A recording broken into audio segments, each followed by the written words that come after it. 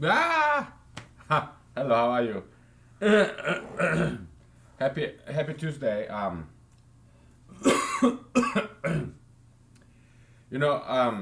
didn't get sick, but something's happening to my voice. Okay, maybe I hurt my vocal cord because I've been singing too much, or maybe I'm getting a throat cancer, or whatever. I don't know.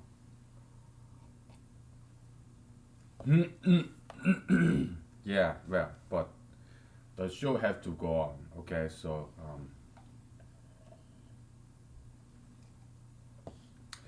do I have skeleton in my closet? I do. What are they? Well, I only use the plastic containers for cooking and storing food, and I put in my dishwasher, and it's still there for months. And I opened it. It's not dried up. It's all clean. It's not rotting or anything. But yeah, I use it as my storage for the plastic cups.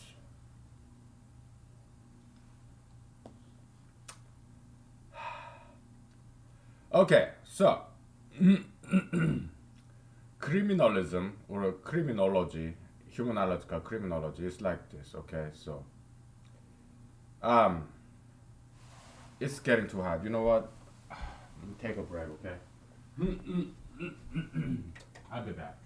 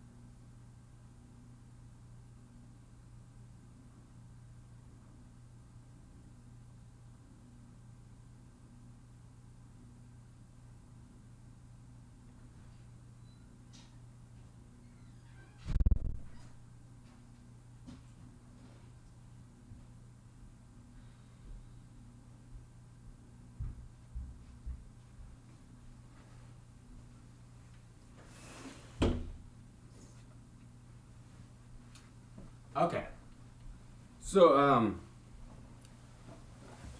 uh, this humanological criminalism.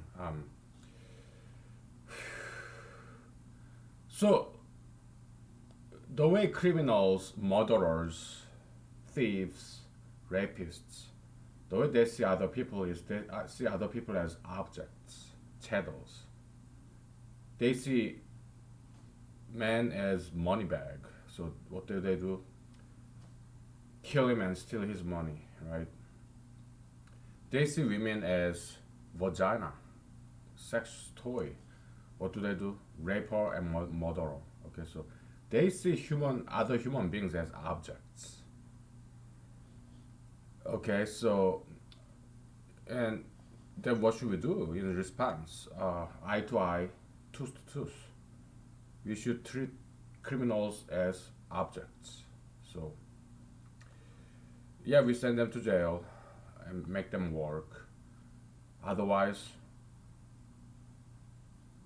we don't feed them. We let them starve to death, and we sell their body parts. One way to justify that system. Okay, that's all I have to say. Okay, you like that idea? Then vote for me. I will be your president. I'll make it happen. Okay, um, so we have to end early because I need some vocal rest. Okay, so that my vocal cord recovers. Maybe I just watch the whatever mathematics out there in YouTube video. I think. Okay.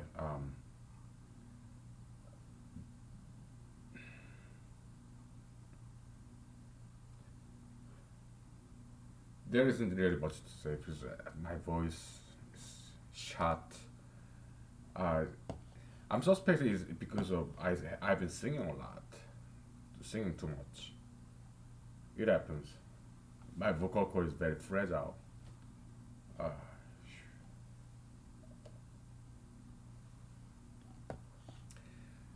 so yeah, I should never become a singer. Okay, because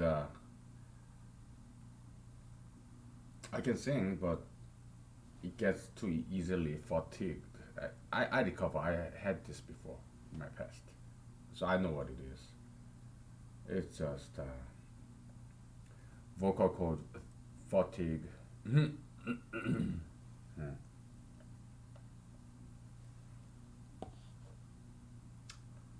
Yeah, it heals quite slowly. It takes sometimes a couple of weeks. So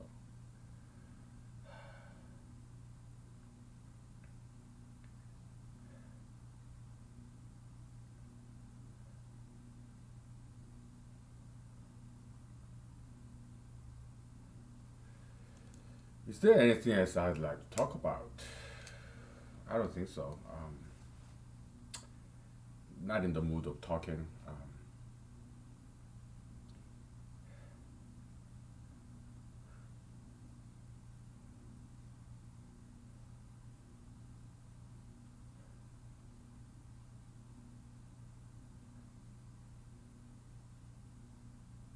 I'm looking at that keyboard over there. Maybe I can start playing.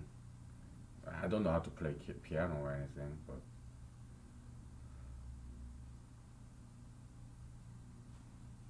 let's do that.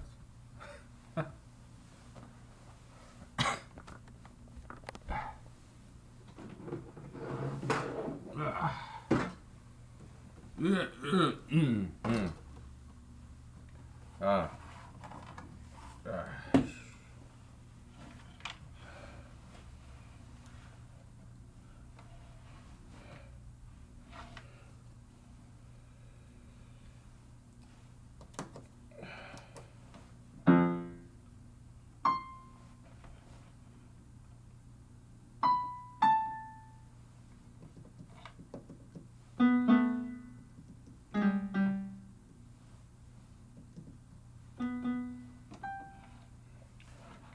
I don't play any music, okay? I because I'm kind of lazy. So I don't play any musical instrument, but when um when I made my movie, okay, so funny story. Maybe I can tell you about my movie. How I made it. I was in Los Angeles, California, as a computer full time computer programmer in a small company, and I was doing acting, and I was getting small acting job like student film and community theater for about a year, and then I got kind of like, you know what, I'm not getting enough roles, so why don't I make my own movie starring myself, you know.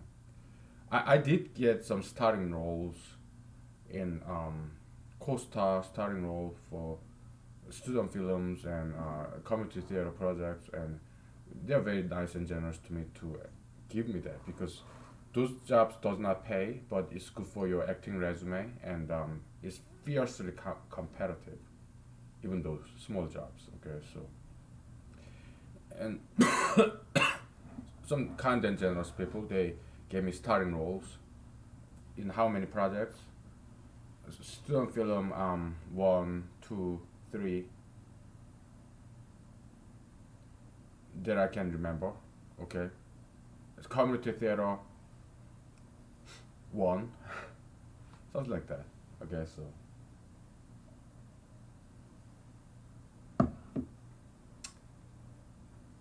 or two. Okay, so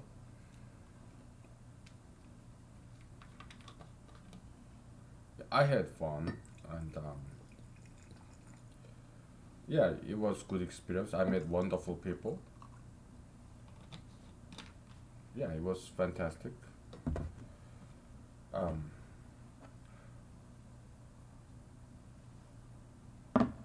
so yeah, I started doing the location scouting. Traveling around California and also some Arizona, and to find the best filming location for me. And I settled in Mojave Desert. Okay, so just like 2 hours from where I lived in Los Angeles, California. 2 to 3 hours, about, more or less.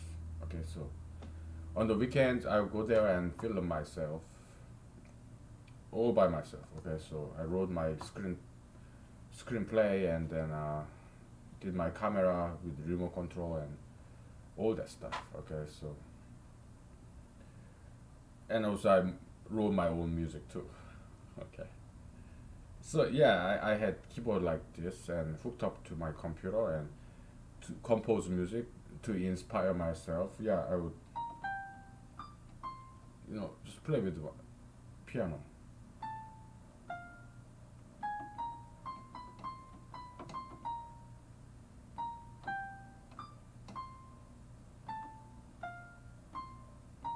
You know, it's not hard to come up with some melody. Why? You just play with piano. I just came up with one. Da da da da da da da da. It's that easy, okay? Music composition is very very easy thing. You don't have to be able to play piano or any instrument, or you can just sing. Da da da da da da da da. Just like I did. Okay, so I don't play guitar. I try to learn, but it was just too hard on my fingers. So my body, yeah, I do exercise, right? But my body is very very fragile. Okay, I'm very very sensitive person. Okay, so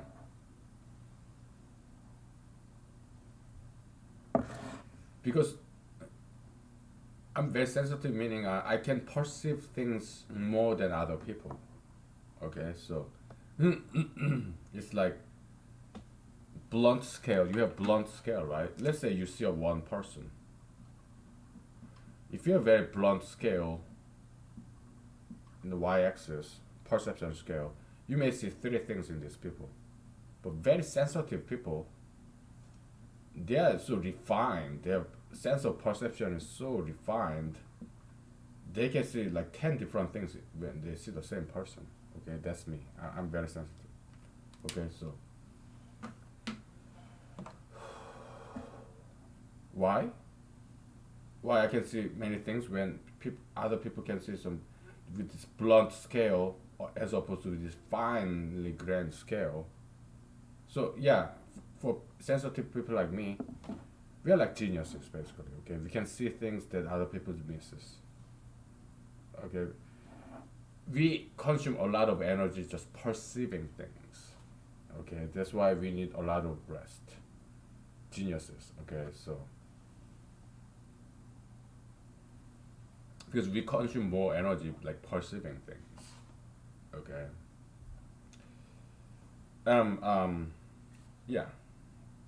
So perhaps we need more sleep, and we kind of get injured more easily, right?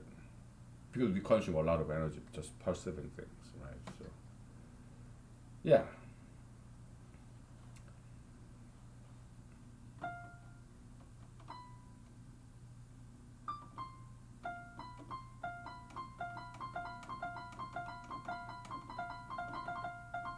See, it kind of make musical sense, right? Composing of music is very very easy, okay? But so yeah, I made a lot of music in preparation for my movie, and what also happened was so I was thinking about musical themes, different melodies. Sometimes in when I'm kind of half dreamy, when I'm in bed, yeah, some nice melody pops up, like kind of semi quasi dreamy state. Then I have voice recorder. I carried voice recorder everywhere, handheld, so that whenever there's some melody popping up when I'm driving or when I'm having lunch, I would just sing da da da da da da da da da da da da da da. I'll record it, okay. And then I had this musical editing software, Cubase. They can be combined with other commercial or free downloadable digital digital synthesizer. So yeah, I would play this tune with using different musical instruments like virtual studio technology, VST, right? Yeah, and VSTI, whatever. So yeah, I would virtual studio technology instrument. Okay, so I make compose one melody tune, then I can play with several different instruments in the computer. Okay, so we are living in a very good world.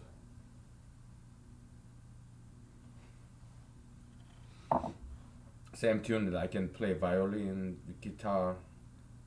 Okay, for example, this is also digital synthesizer. Okay, so 120 is what piano. How about 134?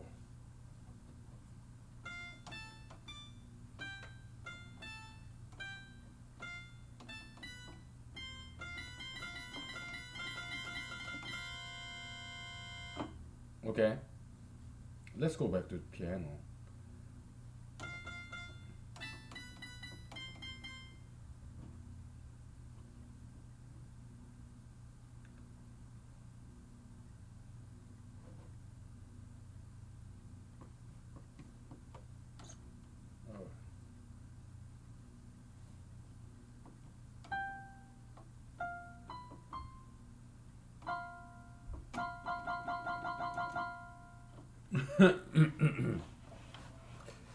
So um, so I would collect and store in my computer all these different melodies that I came up with, and then I would sit in front of the computer and then turn on this Cubase and with this USB key dongle. I'm not sure if you remember that, if you ever used it. Maybe they still do it. I don't know.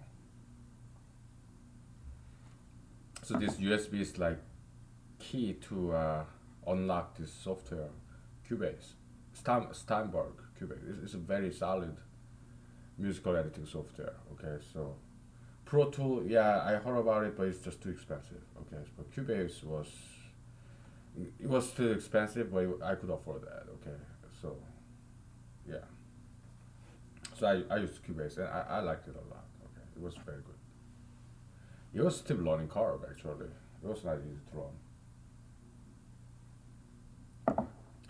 So I would sit down in front of the computer and the desktop computer and then write this music and then refine it, and that's a lot of work. Yeah, everything is done in the computer, but still, that's a lot of work. But so I'm capable of making a lot of music because composing music is not that hard at all, but the amount of labor that goes into it, I'm not gonna do it. No, I've done it before, so I'm not gonna do it again. Okay,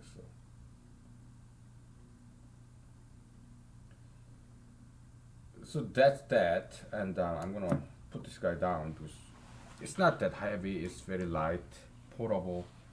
I can operate this with batteries, and probably I'll buy batteries next time I go to a store.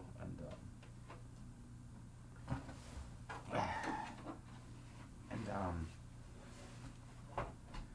so once I made that movie, I mean, I made all the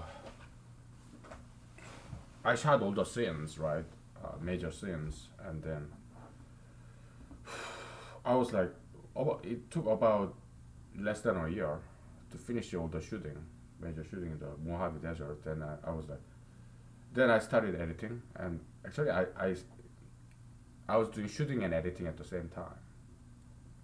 I was a full-time computer programmer in Los Angeles. Okay, so um, during the weekends I would go to the Mojave Desert and shoot myself.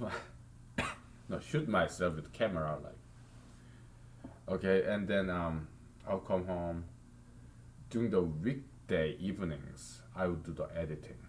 Okay, like digitizing the. It was a mini DV. Okay, it's a small cassette tape. Panasonic camera. I forgot the name of that camera, but it was semi-professional. Okay, it cost me something like $2,700, which was a very big money uh, to me. So I had to take out on a loan. Take out a loan. Okay. It took me many years to repay that loan. Okay. Oh boy. So, um, so I did that for a while, filming, editing, and then about after 6 months or so, I stopped because oh my goodness, I'm just sick and tired of all this. So there was this long hiatus, about 3 years, about 2 years of hiatus, just stop. Okay. Then I joined the U.S. Army. Okay, so I rented this storage unit in Los Angeles, California, put all my computers and this raw footage in the storage unit, and I joined the U.S. Army. I went to Georgia to training, and I got stationed in Fort Hood, Fort Hood, Texas, and then one day I went to this local film festival in Texas. It was not in Fort Hood. It was somewhere in Texas. I'm not going to tell you where. Okay, not big one like Austin, Texas, like South by Southwest. That's a big one. I didn't go there just to watch, but it was smaller film festival in Texas. I'm not going to tell you which one. Okay, but there are many. All right. So yeah, I went there. I drove there. I went there and watched these independent films, and my goodness, they are so horrible. Okay, so you know what? I can do a lot better than those selected films in this small film festival. And so over one long holiday, like 5 day, 4 day holiday weekend, I drove all the way to Los Angeles, California from Fort Hood, Texas. Okay. Probably it took me about 1 day or 1.5 day one way, and then come back about 1.5 day. Okay. Yeah, I brought, so I went to Fort Hood, Texas to Los Angeles, California to grab all my computers and all this footage and whatnot. Okay. So I went to the storage unit, and I was like, "Where's my key? Oh my goodness, I forgot to bring my key." And it was a tamper-proof lock, this round tamper-proof lock. I forgot my key. to this lock in my storage unit, rented storage unit. So I went to hardware store. I borrowed this. I mean, rented this bolt locker, and it took me about 3 hours. I'm not making this up. It took me about 3 hours to little by little, break down this tamper-proof lock. It was a bitch. Okay, it was about 3 to 5 hours actually. It took really long time.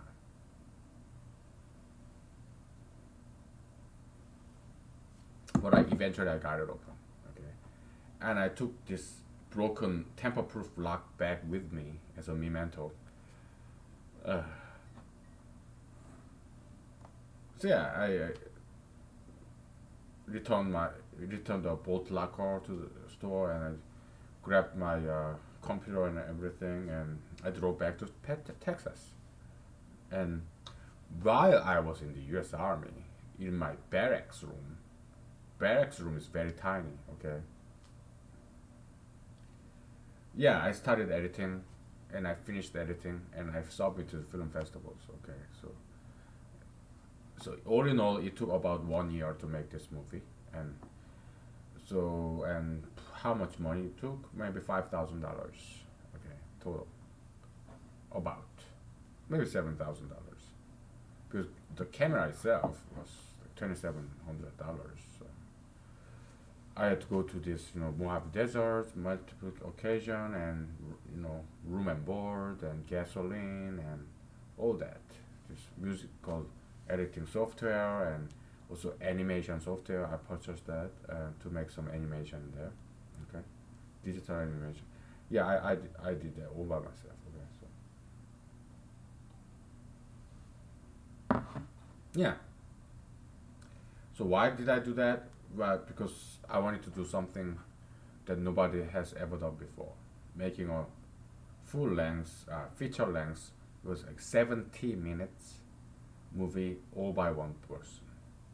I don't think that has ever been done before, and I wanted to do it for the very first time in the human history. Okay, that's why I did it.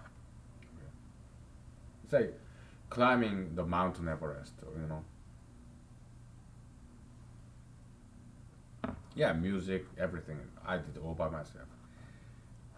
I didn't even tell anyone that I was making this. Well, I told some of my friends that I'm making a movie. Okay, but that's what I said. Okay, I didn't tell them any details. Okay, so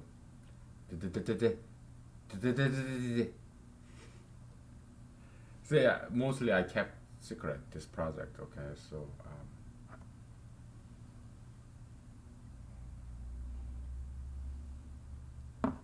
okay, so I made this movie, and then submit to 50 different film festivals. Only five of them accepted my movie.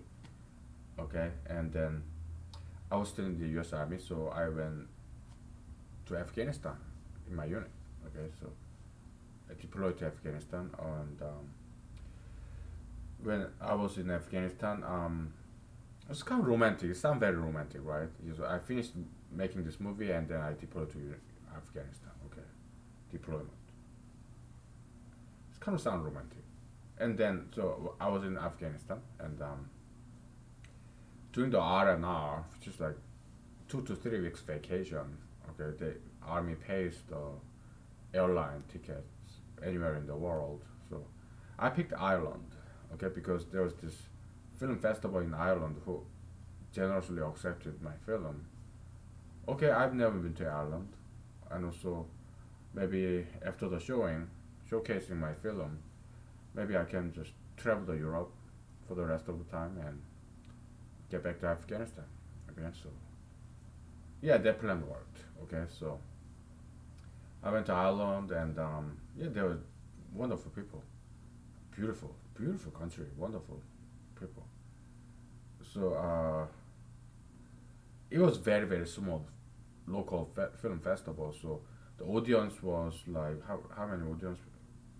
About 10 people, 10, 15 people, not many. Yeah, kind and generous people, who came to watch our movies and independent filmmakers. So yeah, it was cool. And after the festival, I went to England just for 3 weeks, 2 weeks. I just traveled. I used all forms of transportation. I walked, I took bus, I took ship, I took airplane, I took taxi cab, all kinds. Okay, so well, I didn't ride bicycle though, or motorcycle. Okay, but it was fun. I went to Portugal, Spain, France. No, not maybe not then. Germany. I've been to France, but it was second time I traveled in Europe. First time, yeah, I've been to France. Okay, first time when I went to Europe, it was like Netherlands, France, Great Britain. I mean England, France, Netherlands, and Germany. I think. Okay, possibly Spain. Okay, but the second time I went to Europe, it was Ireland, England, Italy, Switzerland, Germany. I think that was it. Okay, so yeah, Europe is beautiful. Oh, Europe is good. Um, it just shocked me when I rode this mainstream train in Switzerland. It was TGV or whatever. I don't know. I don't remember. But it was quite mainstream train. It goes to Switzerland, and I went to men's room and I wanted to poop and look down. It was just this rail road, nothing below. It's just open hatch railroad. So okay, so I am I supposed to put down this hole so that my poop goes on to this in the middle of the rail road? Come on, I'm not kidding. Okay, it was like that. Okay, so I can see this ground like going by when I was pooping. My goodness, what is this? That was something very surprising.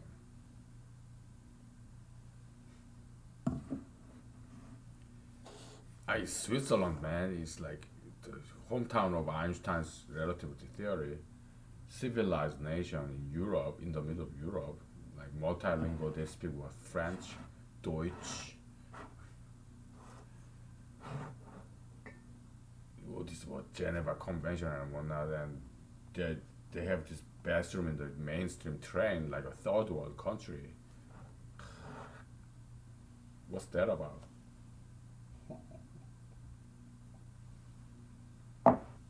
Yeah, actually, my voice is kind of improving because, yeah, I do need vocal rest, but I do need to speak a little, okay? Because we're gonna take a break, okay? And maybe I'll tell you more stories, okay?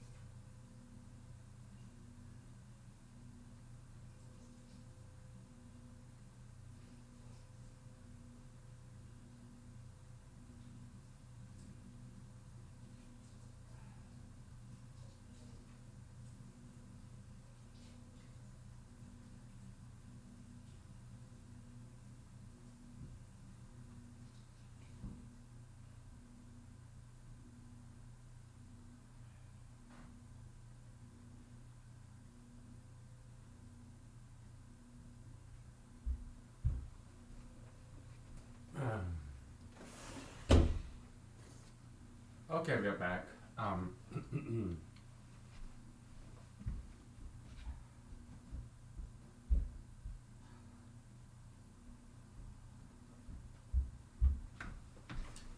Okay.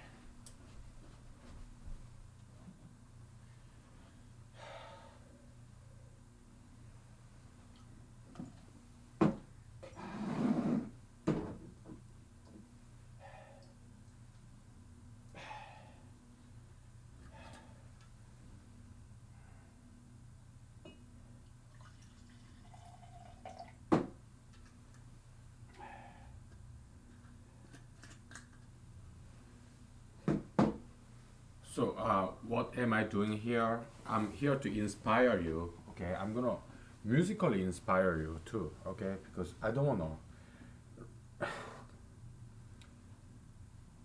wanna make music. Okay, but I can play some tunes so that brand new tunes so that you can get inspired and yeah, feel free to make use of the melodies that I give you here. Okay, it's for free.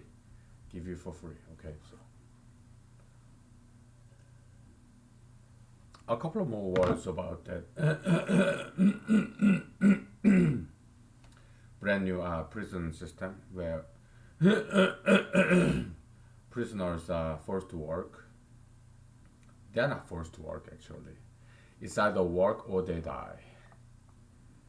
Okay, I mean, some constitutional attack, maybe like I like oh cruel, yeah, Eighth Amendment, cruel and unusual punishment. But my defense would be this. So I'm suggesting this idea: prisoners, either you work or you die. Okay, and then this idea will be constitutionally attacked by human rights activists, defense lawyers, public defenders, and whatnot. Okay, then I will have to defend this idea. We call it work or die prison system. Okay, uh so yeah, I'll be the defense lawyer for this work or die prison system. This idea, this concept, ideology, work or dieism. Okay. Uh,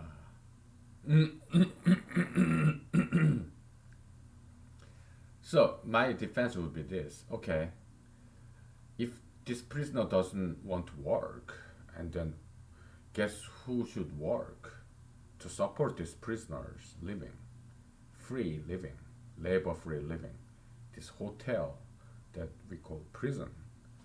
Yeah, innocent taxpayers. Don't you think that's a cruel and unusual punishment for innocent people? Why should we break our backs to feed and shelter and clothe this prisoner, criminal? He go to gym in the prison. He go to library in prison. He watch television. He does internet, play video games in prison. Why are we supporting this guilty criminal who stole from us, who killed our loved ones? Why? Who raped our loved ones? Why are we giving this guy a free retirement package? Free hotel, free entertainment. Why? Why I working for these people, so that they just live for free? Don't you think that's cruel and unusual punishment for the victims, victims' families and innocent taxpayers? Do you think that's fair? No, it's not. So do you think that's what Constitution advocates? Punish the innocent and award the criminals? Is that what Constitution is about? No. Okay. Okay. So yeah, all this stupid argument, constitutional attack, blown away. It's that simple. It's So easy. There's nothing cruel and unusual about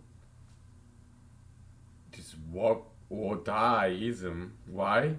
It's a law of nature. There's nothing unusual about it. You don't work, yeah, you die. Okay, you go out in the wild. Animals, if they don't hunt or gather food, they die. It's natural consequences, law of biology, law of physics. To find food, yeah, animals they have to look for food or hunt for food. That's labor. You don't want to do it, yeah, you'll starve to death. Huh? So these criminals are worse than animals. Okay, they just live for free. They don't work. They don't do nothing, and they just live free for free in the prison system. So that's what's so unusual and cruel punishment for the innocent citizens that didn't commit any crimes. That's not what Constitution is about. Okay? Constitution's this Eighth Amendment is about over punishment. Let's say you steal something and then your hand get chopped off because you steal what, an apple, your hand get chopped off. That would be cruel and unusual punishment because it's a disproportionate. Okay, the punishment exceeds the level of crime. Okay, we are not doing that. We are kind of doing that because if he refused to work, yeah, then we'll cut his body parts off and sell it off to make money. But only if he refused to work. So there's nothing unusual about this. It's very natural idea. Okay, because out in the nature, animals, if they don't work, if they don't hunt for food or look for food, they will starve to death. Okay, so there's nothing unusual, unnatural about this work or dieism. Okay, it's not only usual but also natural. You don't work, yeah, then who's gonna feed you? Who's gonna work for you? That's wrong. Okay, everybody should work. Okay, there's nothing unusual about it. It's not only usual but also natural. It goes even further. It's common sense. Okay, so work or dieism. So we took care of that unusual part. Now, cruel. It won't be cruel. Okay, let's say this criminal prisoner refused to work. Okay, we probably will continue to feed him and let him drink water, eat healthy food for a while until his whole body system get detoxed because criminals they typically would drink a lot of alcohol, smoke a lot of cigarettes, or well, I do that too, or they would do drugs, and so they have a lot of bad stuff in their system, right? It has to be flushed out before we dissect his body parts and give it to organ donees. I mean, sell his body parts to people who need fresh organs. Okay, so yeah, we need to detox his body. How? Yeah, let him eat, drink water, no drugs, no alcohol, no cigarettes. Yeah, clean his body for a while. And if he still refuses to work, then one day, one night, we put him into sleep. Okay, so his death will be just like falling asleep. And when after he's unconscious, then yeah, call in all the surgeons and take out all his body parts and sell them to people who need eyes, heart, lung, kidney, ear, skin cell, hair root, whatever. Okay, well, if somebody need arm, yeah, cut off his arm and piece it together to that person. If somebody's like, well, paraplegic, if if they lost a leg, yeah, cut this prisoner's leg and just stitch it. Okay. Uh, so if somebody need a heart transplant, now you have this murderous heart in you. If somebody, okay, let's say there's this transgender guy who used to be a man and he cut off his penis to become a woman, but later on he repented and he decided, you know what, I want to go back to my malehood. Okay, no problem. And then because this rapist refused to work, now we have his penis. Now this ex-transgender guy have rapist penis.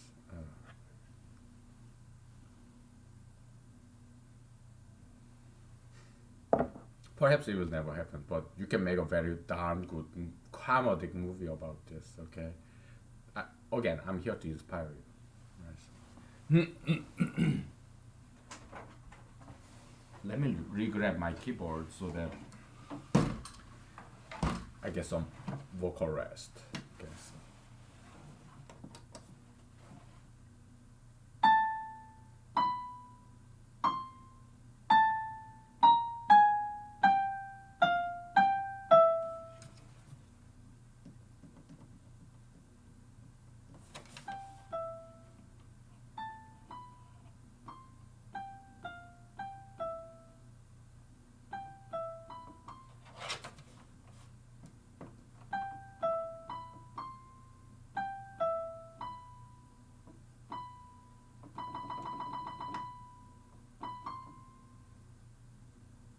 Okay, so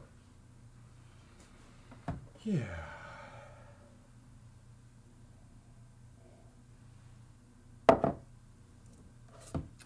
Musical inspiration.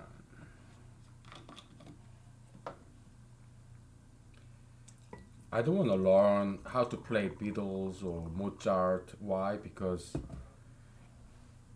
to me that's an insult. Okay, so I know how to compose music, and now what? Should I spend time memorizing this fingering of Mozart or the Beatles guitar? Fuck that. No. I'm a huge fan.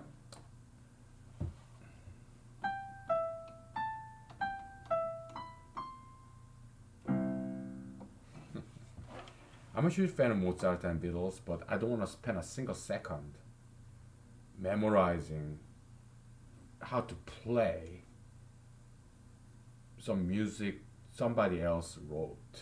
To me, that's a waste of time and that's an insult to my ego. Because I know how to compose my own music. So if I ever want to learn piano or guitar, it would be to play the music that I wrote myself. Okay.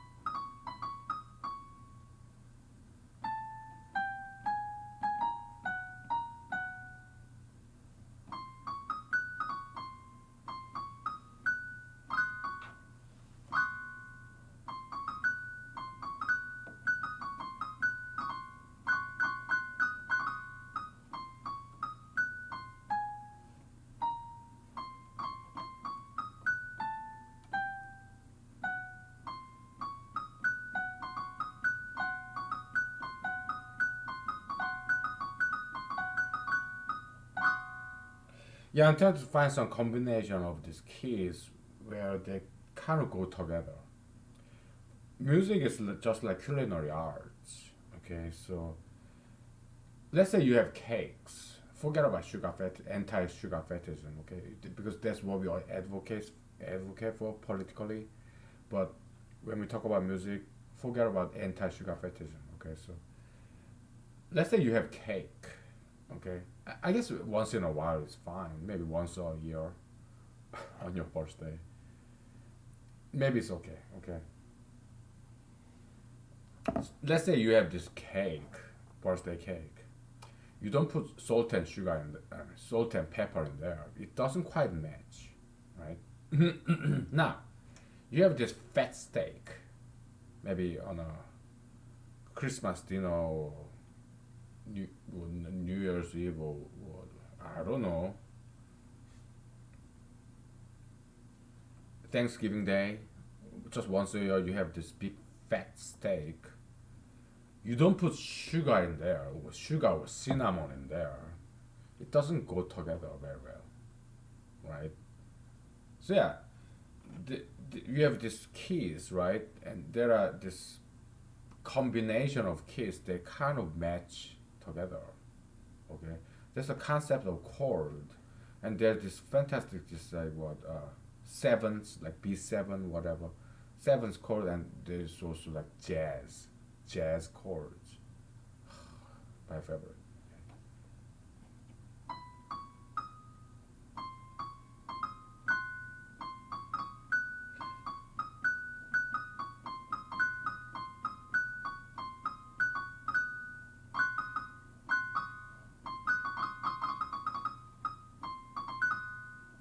Yeah, jazz is very Brownian motion, right? Like very fluid, and jazz is one of my favorite. Okay, it's very artsy, very amorphous. I love jazz.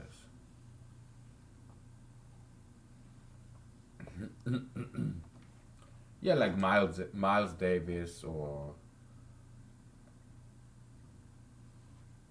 I don't know too many names by the way. Okay, I just love jazz music. Anyway, so yeah, these four keys kind of go well together. I try to find if there are some other keys that go with this kind of match.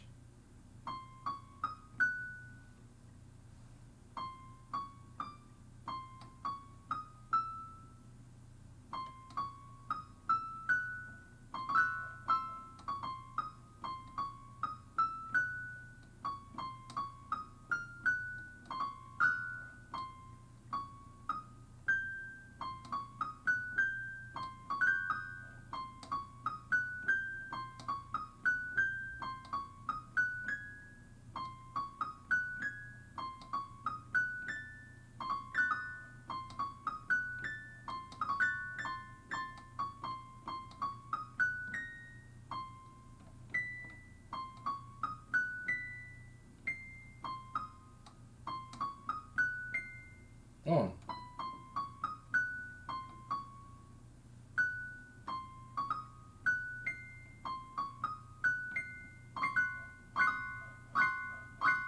we found the fifth one. Okay, they kind of go well together.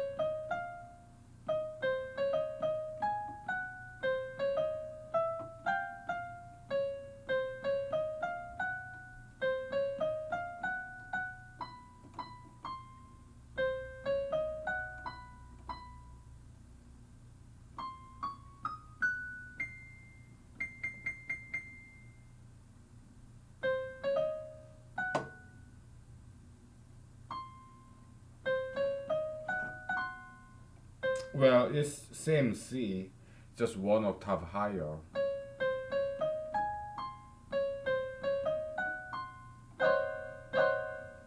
Yeah, it's not quite fifths. It's it's just same C, one octave higher.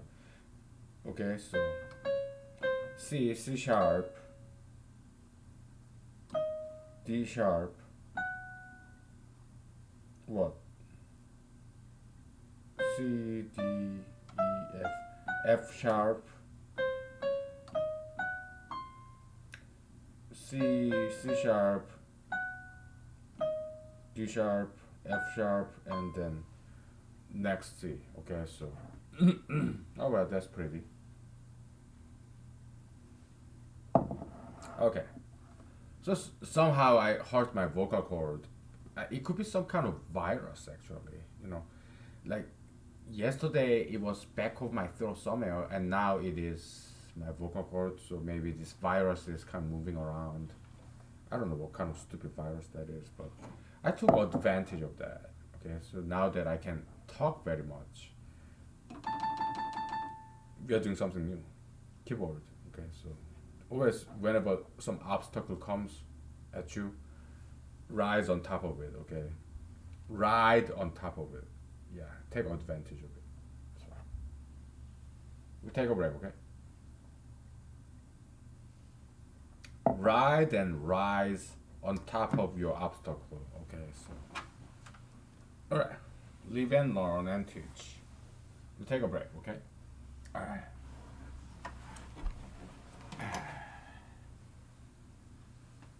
Okay.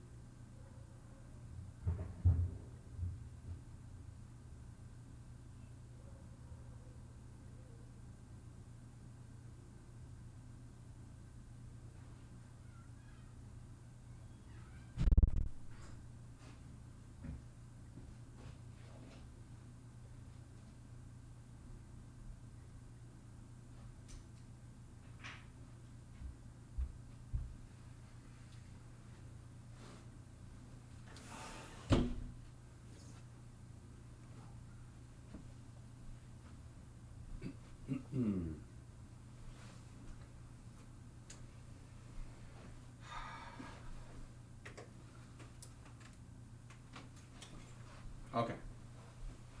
What else? Well, we just continue to do the music, huh? Because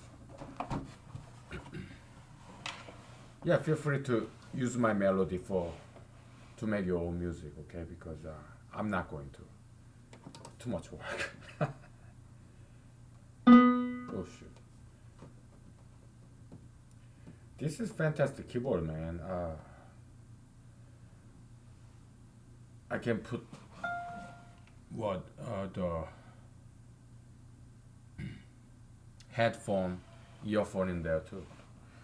If I don't want to make any noise, but I'm not living in an apartment. I used to, okay, but so I can make all the noise I want.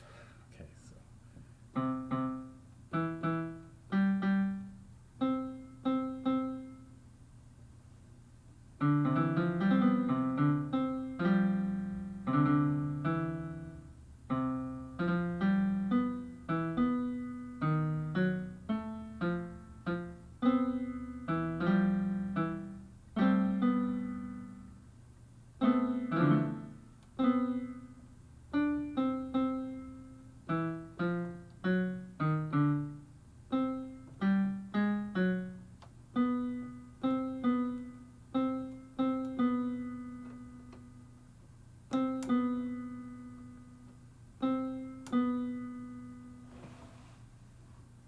this kind of suspension emotion here.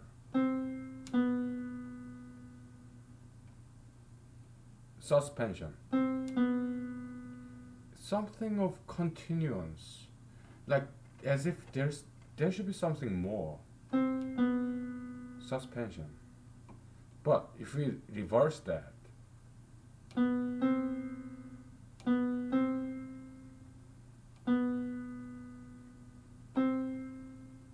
this is more like a completion or ending, happy ending. Shido, shido, instead of toshi, toshi. If we, yeah, just by reversing these two keys, suspension, continuance versus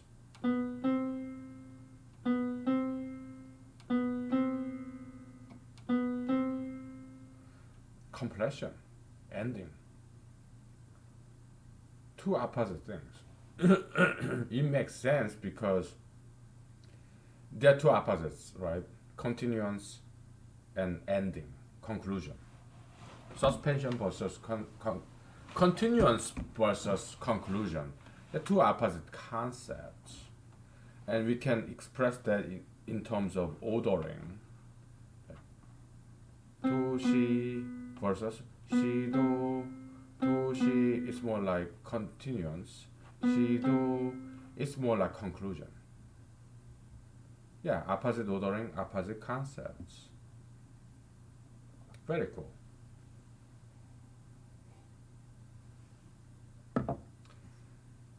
You know, there's this secular saying that says that goes everything happens for a reason. Okay, so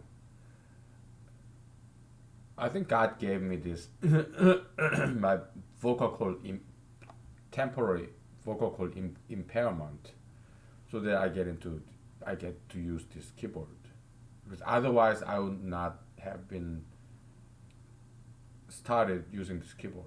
I would be just talking, chatting, like, yeah. That's what I would be just continuing to do. But because my vocal cord is impaired now, partially, temporarily, now we are breaking on new ground. Musical humanology. Okay, so cheers to that. God, well, should I thank you or? Okay, I'll thank you. Thank you.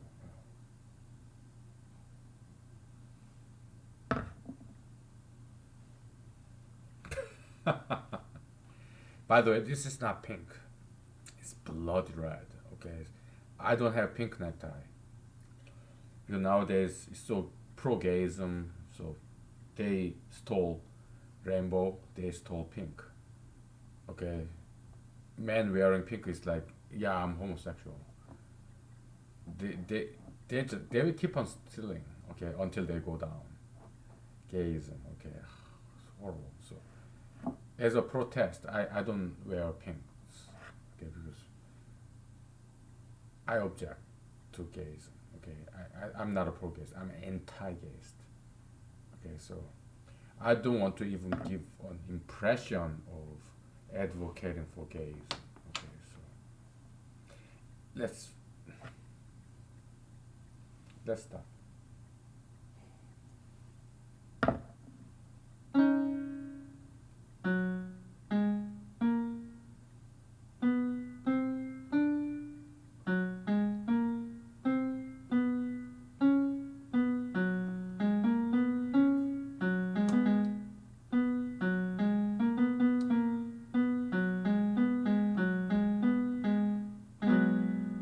Hmm, I like this combination. So if you have a keyboard in front of you or piano in front of you, you just play with it like a child, and accidentally you encounter some nice combination, nice melody. Okay, it's about music composition. It's about experimentation. Very much like science. Okay, it's like a child playing with clay or Lego toy. Okay, so it's just like child's play. Science, music, painting, art, fine art, sculpture.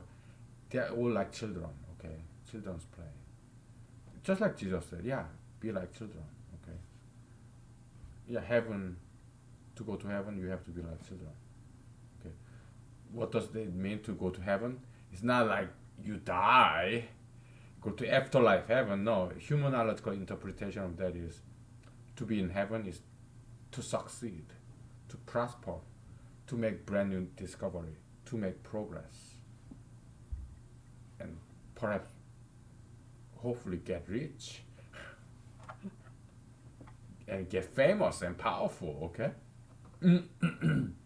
humanology is not against money, power, and fame. It's not. It's not against money, power, fame.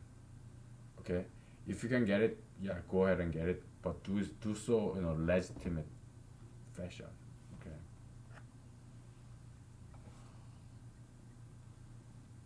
Okay. Yeah, but it's like Jesus said, like those who want to preserve life will lose it. Those who's willing to lose life for the sake of me, Jesus, will preserve it. Okay, so the way we humanology interpret that is Jesus symbolizes like truth, beauty, justice, whatever is that is beautiful and correct, right, true. So yeah, you pursue that, then eventually, hopefully, you'll get known, famous, and money will keep pouring in later. Okay, but if you just pursue money, money, money, then perhaps if your sole focus is on money making, probably you are not gonna go there very far. Okay, but if you pursue what is beautiful, what is true, what is just, then eventually you will get very rich. Okay, that's our wish. Is it our belief as humanologists? Well, personally, if you ask me, I don't believe in anything. Okay, I just wish, because I want to separate knowledge and wish, what I want and what I know. I want to make a clear distinction between the two. Belief is kind of halfway in the middle between knowledge and wish. Okay. Do I want, so what I want, what I wish, okay, it's different from what I know. Okay. Do I want to be the president of the United States in 2021 January? Yes. Do I wish, want it? Yes. But do I know? No. Why? Because I cannot see the future. Okay. I cannot see the future, but I can take a guess. Probably I won't be the president in 2021 January. Most likely I won't be. Okay. Yeah, there is miracle.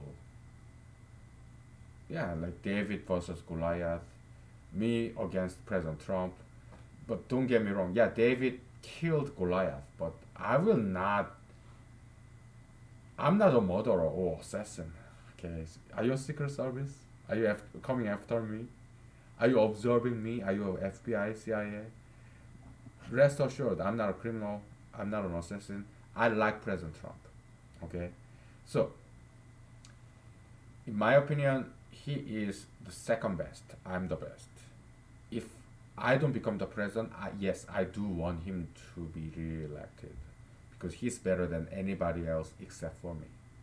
Okay, so if I don't become the president, I want him to become re-elected, get re-elected. Am I okay with that? Yes. Why? Life is long. Hopefully, maybe I can run again.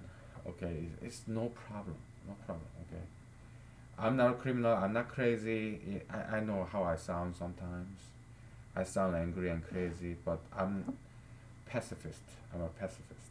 Okay, and I like him, President Trump. Okay, so don't ever worry about me. Okay, just don't. Okay, so let's go back to music, shall we?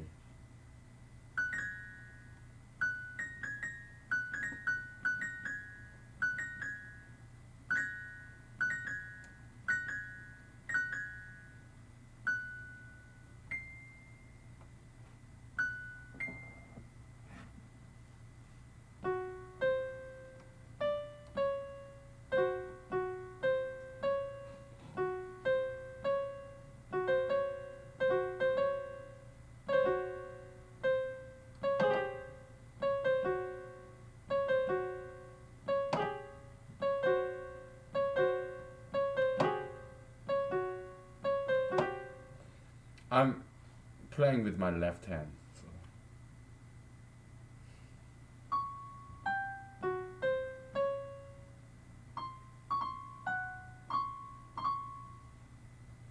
My right hand is not doing any better.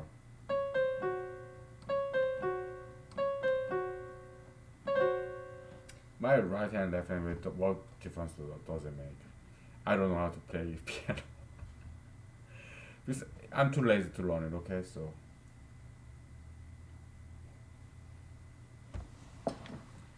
ah ah.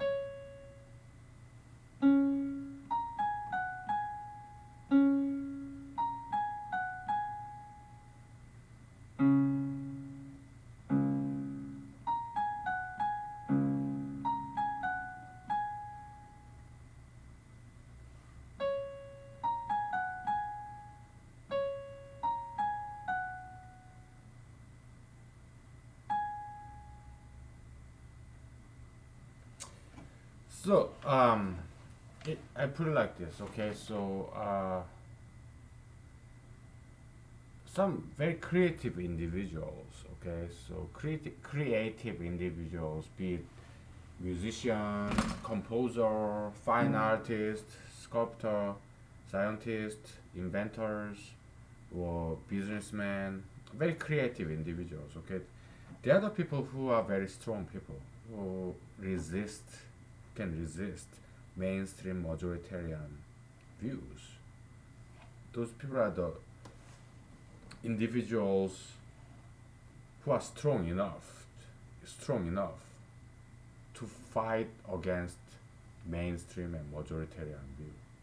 Okay? You have to be a very strong person to survive as a minority person. one person against the crowd. Okay, those are the creative individuals, inventors, innovative entrepreneur, scientist, artist, who can dare to be a minority. Just one person against 1,000. That's not easy to be a minority. Okay, so they have to be a strong person in order to be creative, trying something new. Okay, so that's where innovation comes from. It's about being a fighter, strong fighter. Okay, just like David versus Goliath. Okay? Small boy, big guy, establishment, whatever. Okay,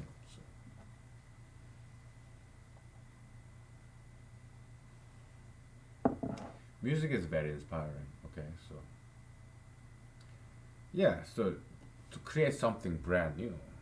Okay, so yeah, you should be able to be a very strong person, and to be a strong person, well, you need to have strong parents.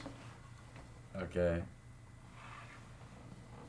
so it's not quite up to you because you don't get to choose your parents. Okay, I happen to be born in a very fighting, warring household. My parents, my grandparents, they fought all the time as I grew up. Okay, that's how I became very strong person. Okay, because I fought them too. I inherited the fighting spirit from my parents and my grandparents. It was not peaceful family. Okay, so Conan O'Brien, he kind of observed that. Okay, because he was once this host of this Emmy awards or something. He talked something about that. Okay, he didn't quite say it right, but I guess his parents fought a lot too. Okay, so he said something like, "Yeah, if you're," he said something like, "Don't thank your parents because if your parents were so loving parents, you would not be here." He said something like that. So his point was, I mean, it was not quite said nicely, but I understand what he tried to mean, what he tried to say. Yeah, like this fighting, hating parents. Yeah, if you're a child of that, those fighting parents, probably you end up become very strong person and very successful person. Okay, so I think that's what he meant. At least that's how I interpreted what he said. Conan O'Brien. Okay. I think it's time to take a break again, so we'll take a break and then we'll continue. Okay. Right.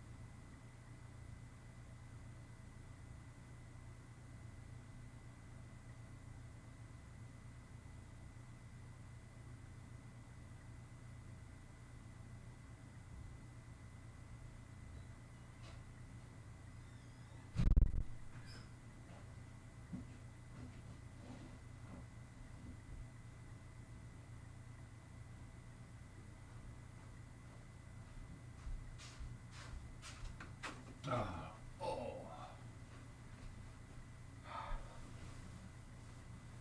I mean, my energy level is doing fine. It's just my vocal cord, okay? So I feel energetic. It's just my vocal cord. So now let's talk. So when I was in South Korea, when I was in elementary school, I remember two contrasting mothers of my two friends. Okay, it was in Seoul, South Korea, my hometown, the place I grew up as a child. One of them was well-to-do family, and one of them was kind of like a lower middle income family. So first family, upper middle income. Second family, lower middle income. I was what? Probably second grade, elementary school. But I vividly remember because I have very good memory. Okay, so on two occasions, I was invited to this upper middle class friend, my colleague in elementary school, second grade or first grade, when I was like 7, 8, 9.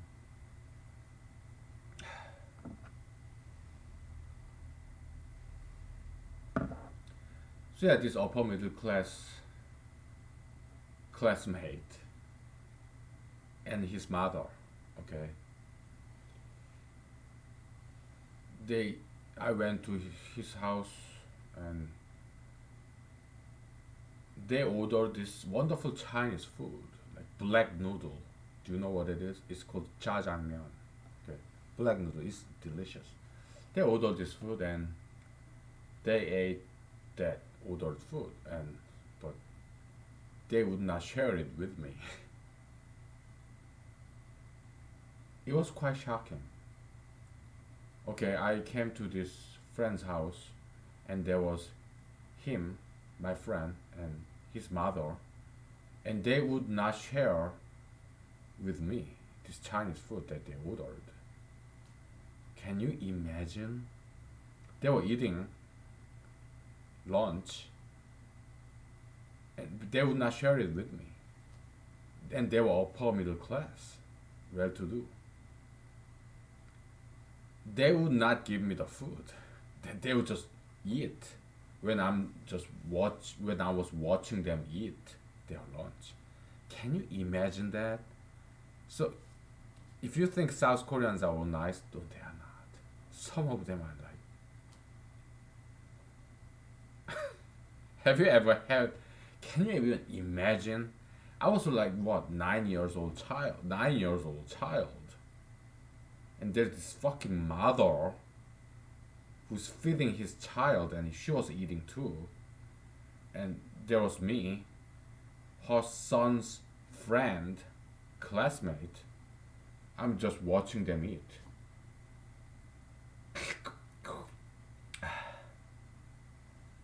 It's like I'm less than their fucking dog.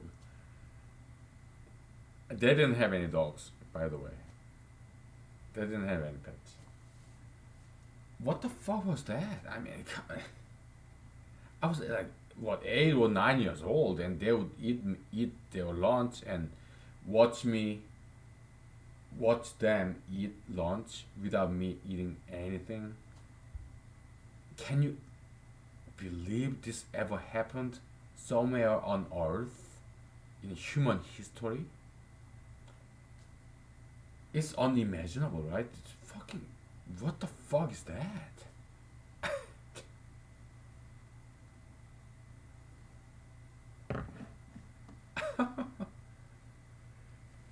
Right in front of me, they were eating, and they would not share or even ask me, "Are you hungry? Do you want to eat?"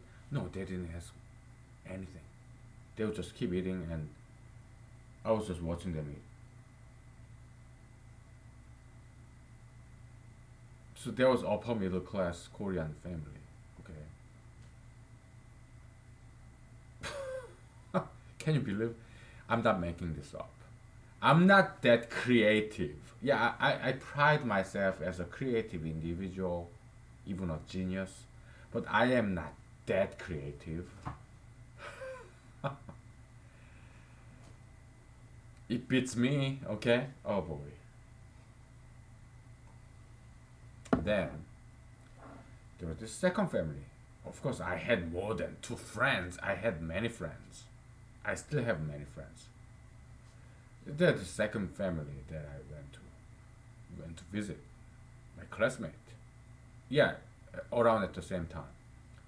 First grade, second grade, when I was like 8 or 9, elementary school. Lower middle income family, smaller apartment. I mean, smaller condominium. Okay. Yeah, my friend and his mother. Okay, they didn't have much. I mean, they were not poor people. No, lower middle income class. They were not poor people. So yeah, they prepared. I mean, his mother, my friend's mother, prepared this wonderful. It's like brown curry. It's like they call it It's like gravy, brown gravy, kind of with vegetables like carrots and potatoes and rice. It's not curry rice, but it's like kind of gravy kind of rice. Okay, it was delicious because it's a very well known recipe, and she cooked and she gave it to her son and she gave it to me. Okay, okay.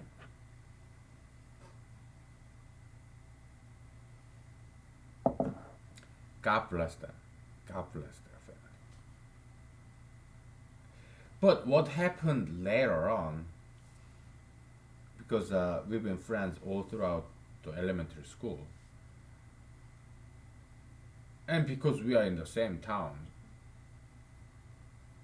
this town I grew up in, I'm gonna tell you the name of that town. It's called Banpo, Banpo. Okay, it's like man, it's like if Seoul, and it's also Gangnam, south of the Han River. Gang means, let me write it to you. Okay, Gang.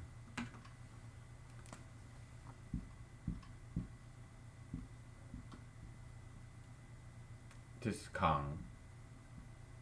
G A Ang Gang Nam. But this is more challenging, isn't it? Oh boy. I'll have to look it up, okay? 'Cause I don't want to mess it up, okay? So, South in Chinese.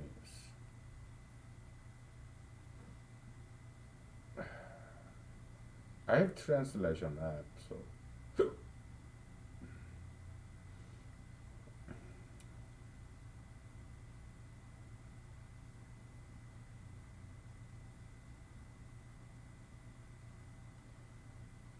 Okay, I got it. I think.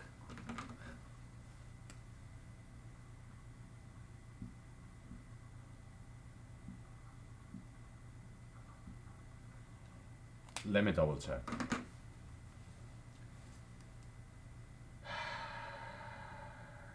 Yeah. Okay. River, Kang. Okay.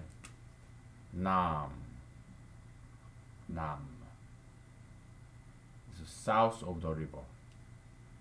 River south. South of the river. Okay. I mean, you heard this song Gangnam Style, right? The what? PSI Psy, that guy. He's 1 year older than me, and I knew him and he knew me just a little bit. We are acquaintances because we are in two different grades. He's 1 year higher than me, older than me. So we did chat it a little bit. We did chat a little bit, okay. But we are not very close friends. But we are just same towners. We went to same Korean and Seoul elementary school and middle school. Okay, so we saw each other once in a while because it's a small town. Okay, so Gangnam is like a county. Okay, south of the river is a kind of county, and in this county there are small towns, many towns, and the town I grew up in is called Banpo.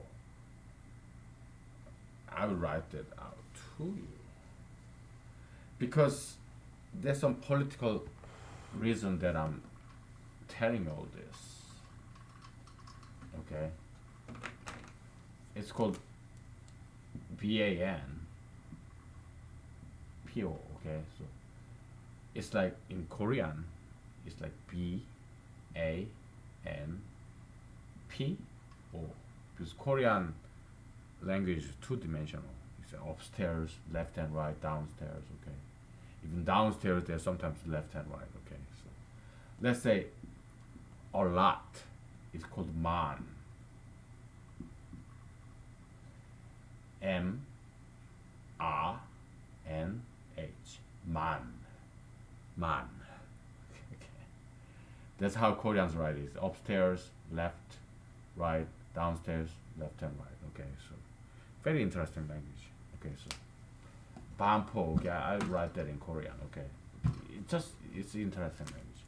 This is Korean B, Korean A, Korean N, Ban, Korean P, and Korean O, Banpo. Okay, so that's the town in Gangnam County, Banpo town. Okay, Han River was like just 10 minutes away. We are south of the river. That's more like upper middle class kind of. So it's not suburb, but it's like in an urban big city, Seoul, with what? Seoul, how many people live in there? 10 million people live in Seoul. It's like Los Angeles, bigger Los Angeles. Okay, so and you have some upper middle class neighborhood, and there was that. Okay, kinda. Okay, we were mixed. Okay,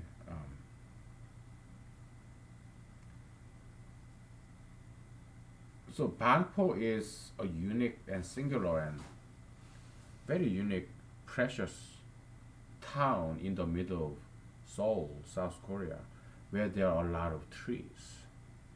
So if you look at from some high buildings in Seoul and you take a picture, you have some bird eye view of Seoul, Banpo is the only green place in the middle of all these tall buildings. It's like the Central Park of Seoul. Central Park is the only green place where there are a lot of trees in Manhattan, right? Manhattan, New York, New York.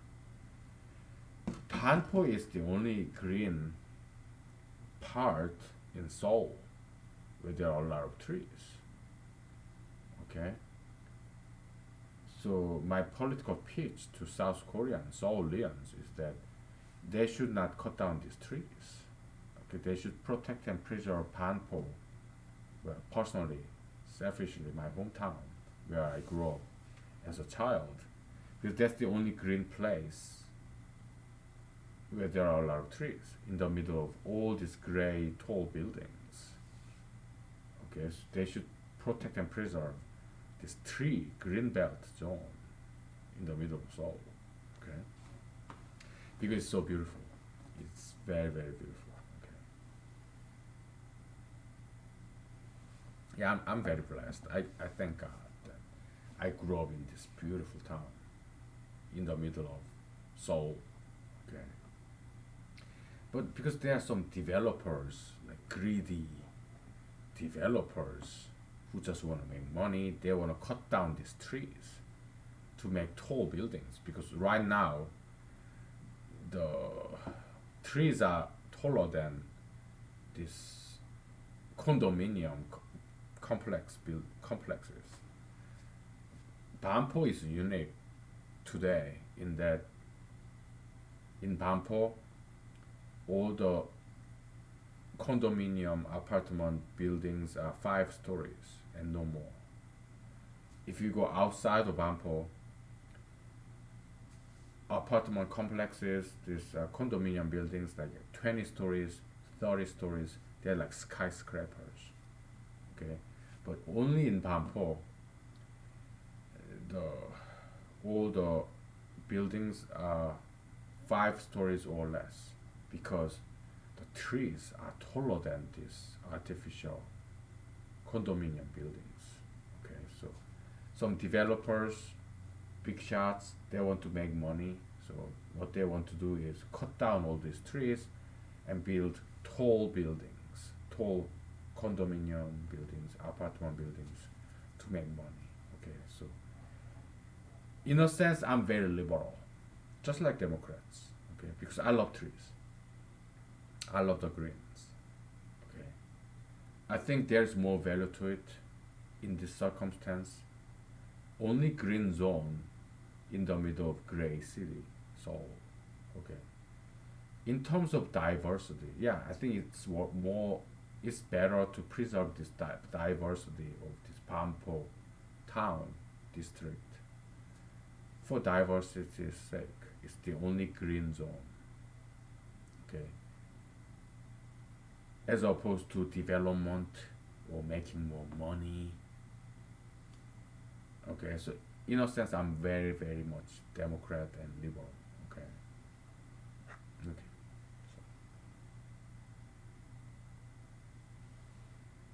So we take a break, and I'll tell you more about it. Okay. So okay, we'll take a break.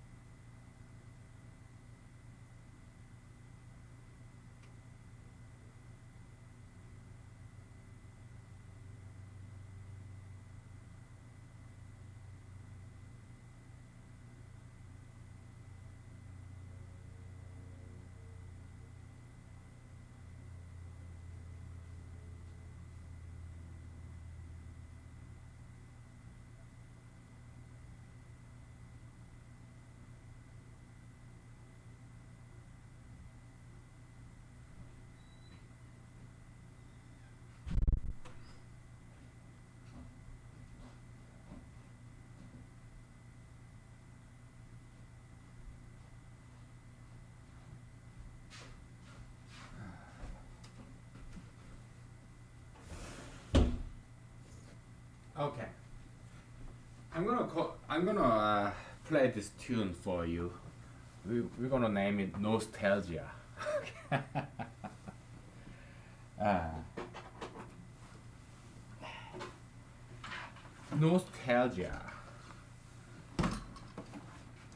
It's like you're kind of missing your past childhood memories. Oh shoot, too loud.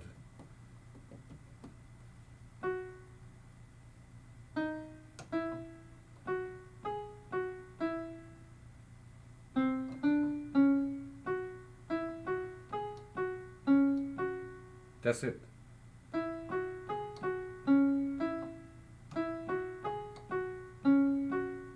Da, da, da, da, da, da, da, da, da, da.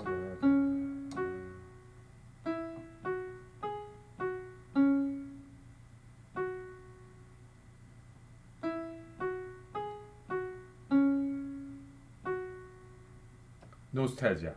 Na, da, da, da, da, da. 1, 2, 3, 4, 5,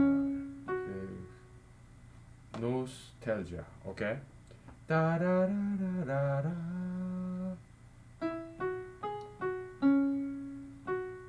Nostalgia. Okay. That's that.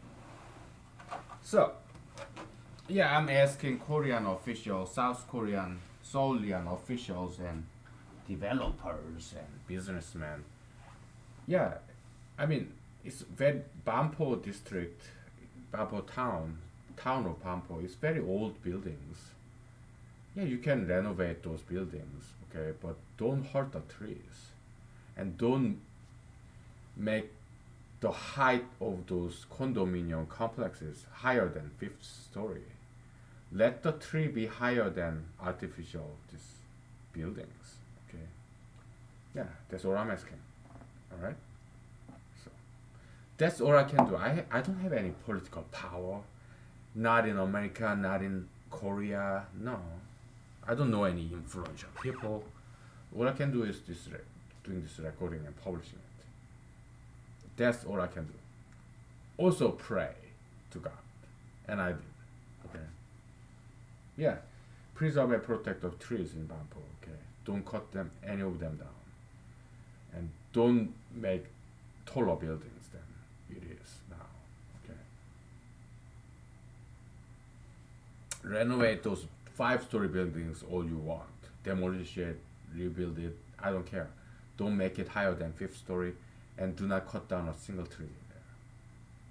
Okay, because they're beautiful, and they're singular and unique. Okay, yeah. So that's that. Okay, let's go back to this friend's story. Two friends of mine. Both of them kind of drifted away from me.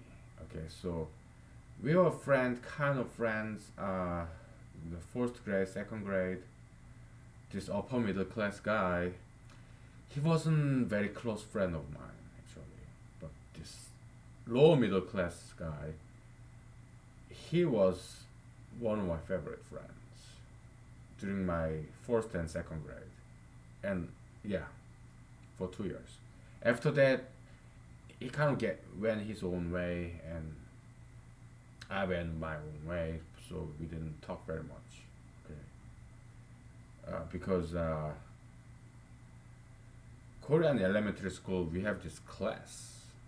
Okay, so one classroom is about 50 people. It's co-ed elementary school, half women, half girls, half boys, 25, 25. So 50 classmates in one class for 1 year. Okay. Next year we are supposed to separate or scatter, and so 1 year we have one classmate, one class group, one classroom for whole year in elementary school. Middle school, high school is all the same way. For 1 year we have these 50 students that go to the same classroom for the whole year. And teachers, yeah, they rotate between classrooms. That's the Korean elementary school back then. Okay, I don't know how it is now. Probably the same way, I would guess. Okay.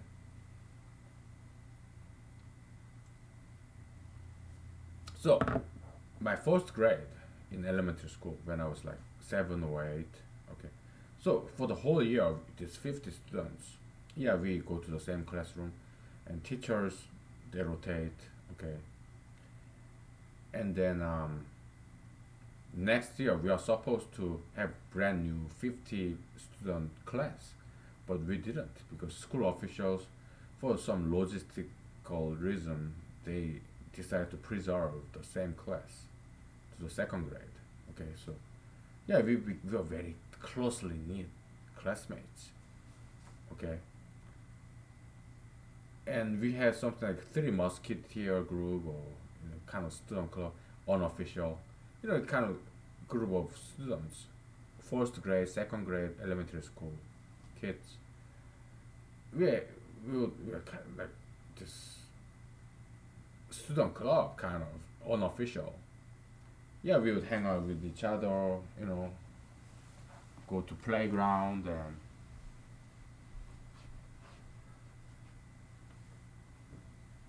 do the kind of things that boys do. Like back in the days, what did we have? We have this firecracker gun. It's like look like handgun, right? But it just make this popping noise, firecracker kind of. Okay, with the sulfur and stuff. Yeah, bang, bang, bang, bang. It's like a revolver kind of. Okay, so yeah, we had that. We had BB gun, right? And we would get together and play Lego sometimes. And I was the best at Lego. Lego. You know what? Denmark Lego, and sometimes my dad would go travel to Europe for business trip, and he would bring bring me this Lego gift. It's like brand new in Europe, in Denmark. He bought it from France or something and brought it to me, and it's the first in South Korea because he just went to Europe and brought this, which is brand new in Europe itself, Denmark itself, and state of art kind of Lego, like spaceship, and he would give me as a gift, okay, because he wanted me to be a scientist, okay. So yeah, and I would.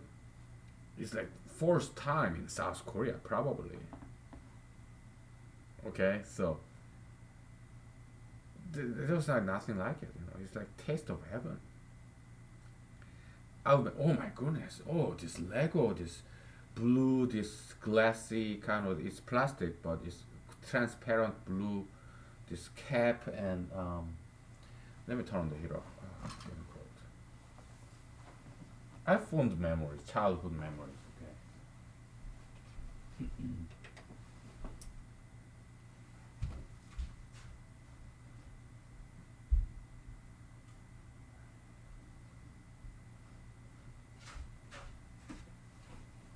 Yeah, this childhood glory. I'm sure every one of you have those wonderful, beautiful childhood memories, or some bad memories. I have that too. Good and bad memories. That's life.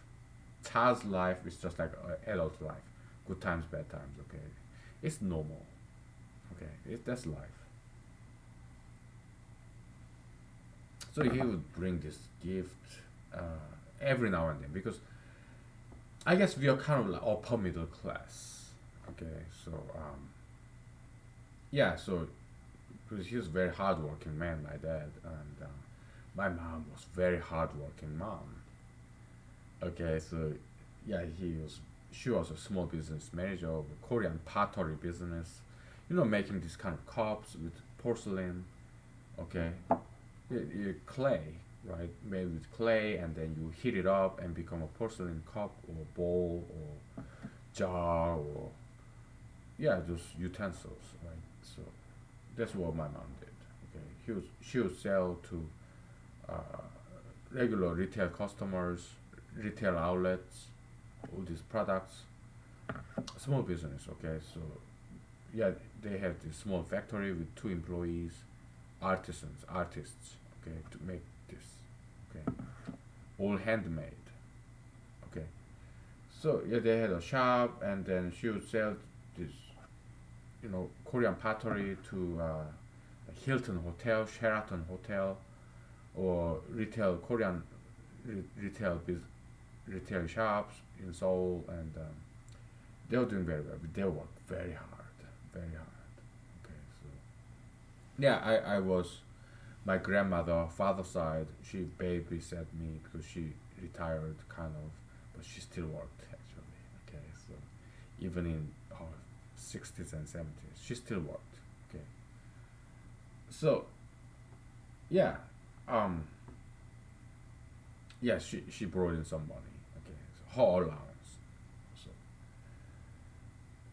very hardworking family. Okay, so yeah, yeah, I learned from me and my siblings. They learned, we all learned from our hardworking parents and grandparents. Okay, because they were very disciplined people. They've been through my grandparent generation. They've been through Japanese colonization period, which was very difficult, and Korean War in 1950.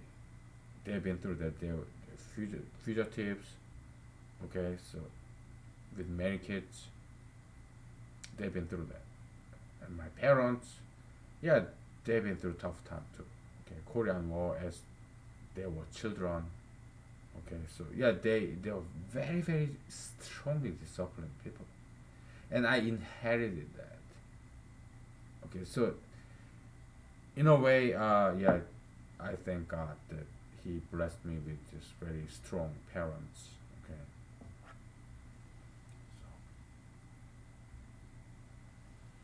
Okay, so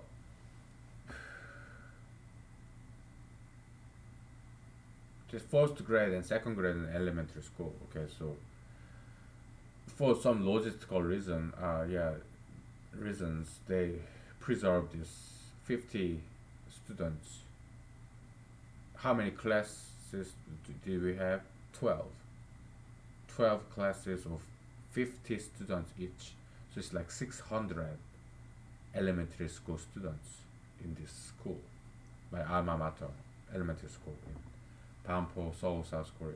Okay, back in 1980s. Okay,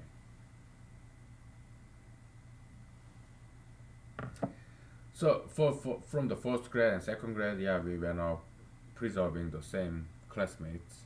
That was extraordinary. It just happened for the some logistical reasons of that my alma mater school. Okay, and so we are very happy. So because we are very friends at the end of the year, and we don't have to separate. So yeah, and I was quite popular back then. Okay, so I had many friends, and I was kind of like top five of this. Okay, top 10 of these 50 students in this class. Top five in male group. Okay, I was more like number three. Okay, there's number one guy, number two guy, and I was kind of number three. So in the first grade, because for every grade we select this student representative of this class. Okay, so yeah, there are 12 classes in this first grade. Each of them 50 students, 25 girls, 25 boys. Okay, and each class have this one female student representative and one male student representative. Okay, and this number one guy got that job in the first grade. Number two guy got that job in the second grade. Me, I was number three, so I never got that job. Okay, so I did run for class president, but I didn't get it. But I was number three. Okay,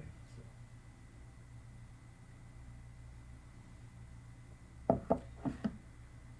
And this number one guy in our class of 50 students, he's like very handsome guy. Okay, yeah, very handsome. He looked more like a Westerner, not quite like Asian. He got these big eyes, this double eyelid, and this handsome guy. Okay. Okay, so that was number one guy in this elementary school, first grade. Okay. The second guy was this friend of mine that I talked about, low middle class. Okay. Who invited me to his house, kind of like smaller condominium than mine or that upper middle class guys. Okay, and his mother cooked this wonderful this try to find remember this name. It's not curry rice. It's more like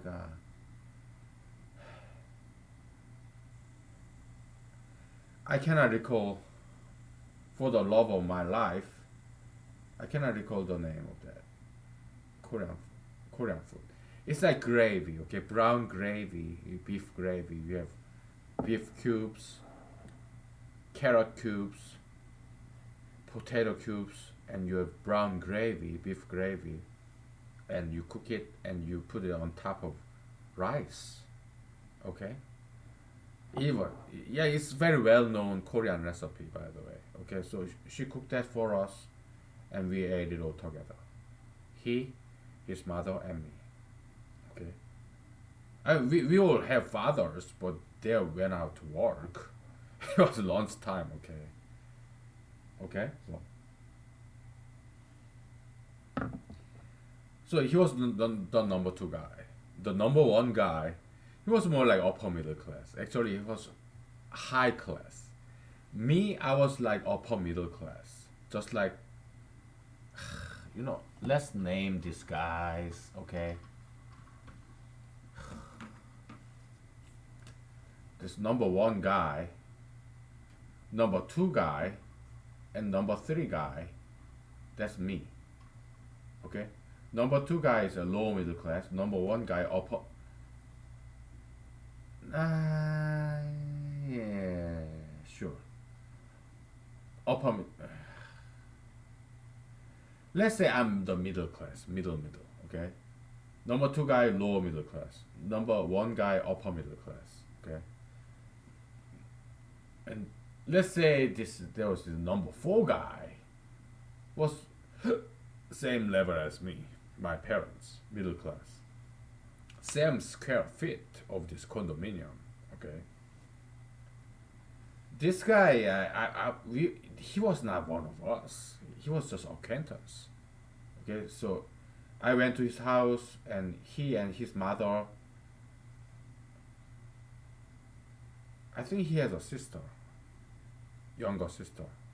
They would order this Chinese food, and they would eat those Chinese food they ordered, and they counted me out of their lunch. They would just watch them eat, and not give me a single thing. Okay. Motherfucking stupid fucking Korean fucking family, man. Fuck them. That's fucking idiots. We're gonna take a break, okay? We'll get back, okay? I gotta rerun this laundry, okay? Fucking idiots, stupid fucking family. Fuck them. What a fucking stupid fucking family. We'll be back, okay?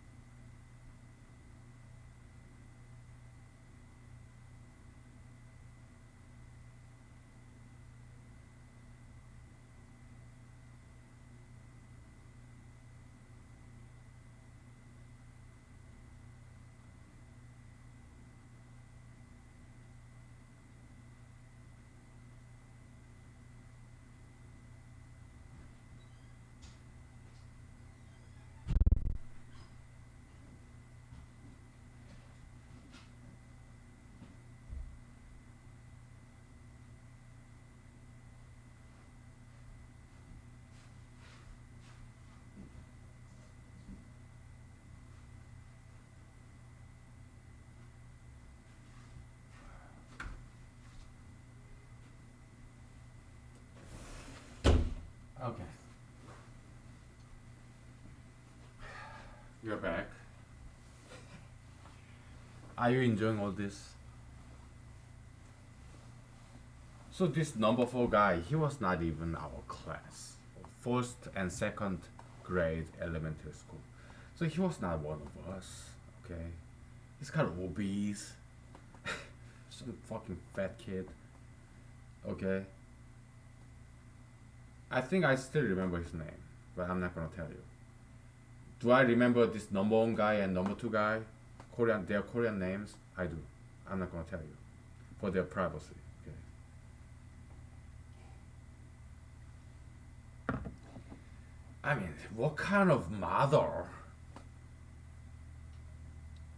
eat lunch with his fucking son when his friend is just watching them eat? What kind of fucking stupid fucking mother is that?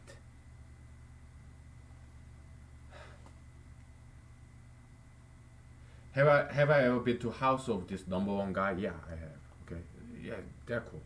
Okay, this number two guy. Have I been to a house? Yeah, yeah.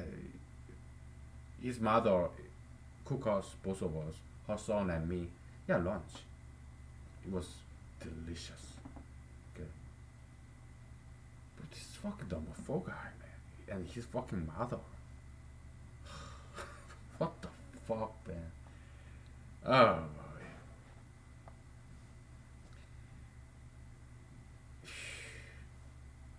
Okay, so, but he was more like an acquaintance actually. He was not a close friends of mine. No, no, this motherfucker is just fucking bullshitter. Okay, so he was not that popular. Okay, he's just kind of like underdog.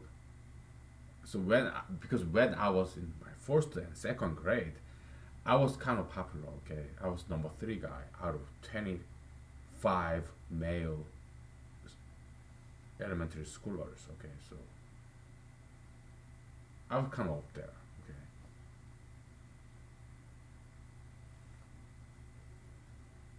because when I was in second grade, I had this another friend of mine. We are kind of like scientifically oriented minds, so we love insects. Okay, so this science projects, right? What we did was we went out to hunt ants, ants, crawling thing. We wanted to find like queen ant. We wanted to find queen ant and this drone ants with these wings, and we found them.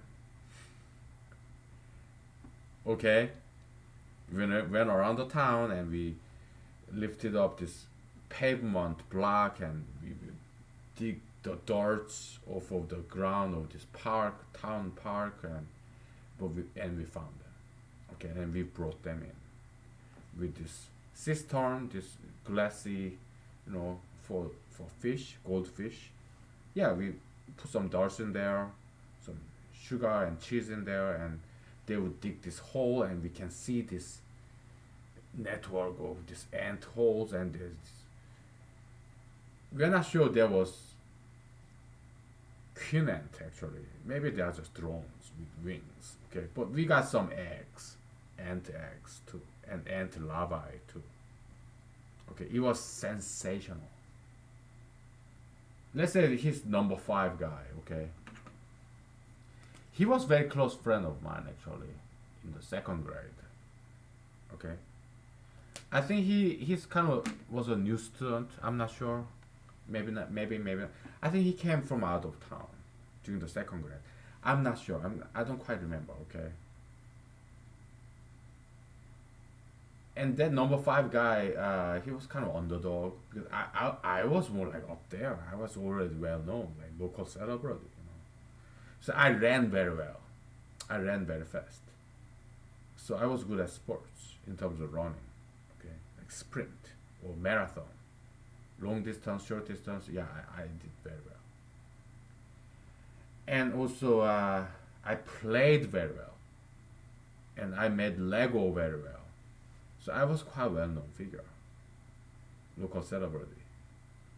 Okay, so I was kind of way up there. Okay, and this number five guy, he was very smart, very academic, and we paired up. Okay, because number one guy is very just handsome guy. Okay, he's popular with girls. Number two guy is very playful, kind of mischievous kind. Okay, very smart too. Okay, number one guy, he is very handsome, popular, hugely popular among girls, and very good at sports too. With like baseball. Yeah, number two guy, yeah, he was good with baseball too. Me, I wasn't very good with baseballs or any ball-oriented sports like soccer. He's number one guy, number two guy. He was very, they were very good at soccer, baseball, the ball-oriented sports. Me, I was more into non-ball sports like running or martial arts. Okay, so but these two guys, they're also good at martial arts too, like taekwondo. Okay, what else? It's South Korea. Okay, what else? Number four guys, he's he just kind of ignored figure, kind of he's fat, obese, which is very rare in South Korea back then, and still is. You go to South Korea, you don't see any obese people. Rarely you see them. Okay, they are very minority. In America, yeah, majority of Americans are obese, but back in the days in America in 1970s, 80s, obesity was not majoritarian culture in America. Okay, nowadays it is. Just like President Trump. Okay, fat cat, fat guys, not good. Okay, so we're talking about 1980s in South Korea, Seoul, South Korea, capital city. Okay, um, so this number five guy, he was kind of underdog, but he was academic. But he was not that known or not. He was not celebrity. He was not well known or popular. He was just smart guy, academically. So he and I we paired up because number one guy, he's just popular. He's like not womanizer per se, but he was popular among girls, and he would play soccer, do taekwondo, whatever mainstream thing that he does, mainstream kind of guy. Number two guy, yeah, he's kind of mischievous, okay, and yeah, he was good at sports too, but not very academic. Number one, number two guys, they're not very academically oriented, but I was, okay, and he was number five guy. So we paired up in this science project, and we hunted for ants, not just ants, queen ant. Okay, probably we didn't find the queen ant, but we found drones, these male ants with wings, and some eggs, larvae, and all other ants, and we put them all in there. We put some dirt in the cistern, this goldfish jar, glassy, so that we can see. And we put some dirt in there, and we put them in there, and they would dig these burrows, holes, network of holes, this ant colony. We gave them some sugar and cheese, and they would live there. We gave them water, and yeah, so it was a sensational success. So I became even more known. Another science project is something I did as an individual science project, also in the second grade in elementary school. Me, my cousin, and my uncle, uh, in this, in South Korea, we are very family oriented, just like back in the days in America. Okay, so every holidays, we all these relatives come together, and we go on a trip. In South Korea, we went to cemetery of our ancestors. It's very Confucianism kind of thing. We honor our ancestors, just like in Judaism, Christianity, honor your parents. So we honor our ancestors. We go to their cemetery. Okay, it's a trip, day trip with all the relatives going to the cemetery all together, common ancestors. Okay, Me and my cousin and this nice and generous uncle, we went out to get some frogs eggs. Okay, because cemeteries they're typically in the rural region, outskirts of Seoul. Okay, it's like 2 hours trip or 1 hour depending on the traffic. So we go to this farmlands, this rice field, a lot of water, okay, or some pond. Because I had this individual science project, and hey uncle, cousin, help me! I wanna get some frogs, eggs, and tadpoles, and some frogs.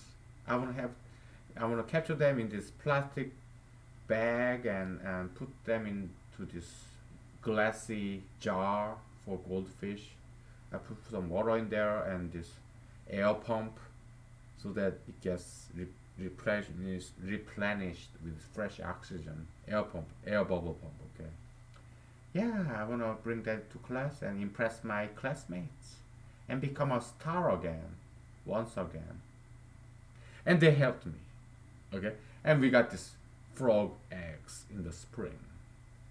So I brought them into the class, and I became a star again because it's frog eggs, like transparent and black dot in the middle, multiple of them, and then they would become tadpoles and later on become frogs. My classmates were amazed to observe this living organism, this transformation, this metamorphosis of an amphibian species, all in this classroom, because we put that in classroom for everybody to see. And so there's some other class people come to our classroom to see that, and I was in the middle of it. Okay, I was at the very center stage.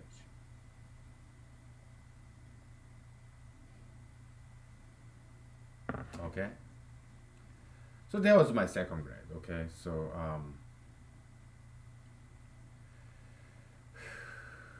but time passes by, right? And well, before I will erase,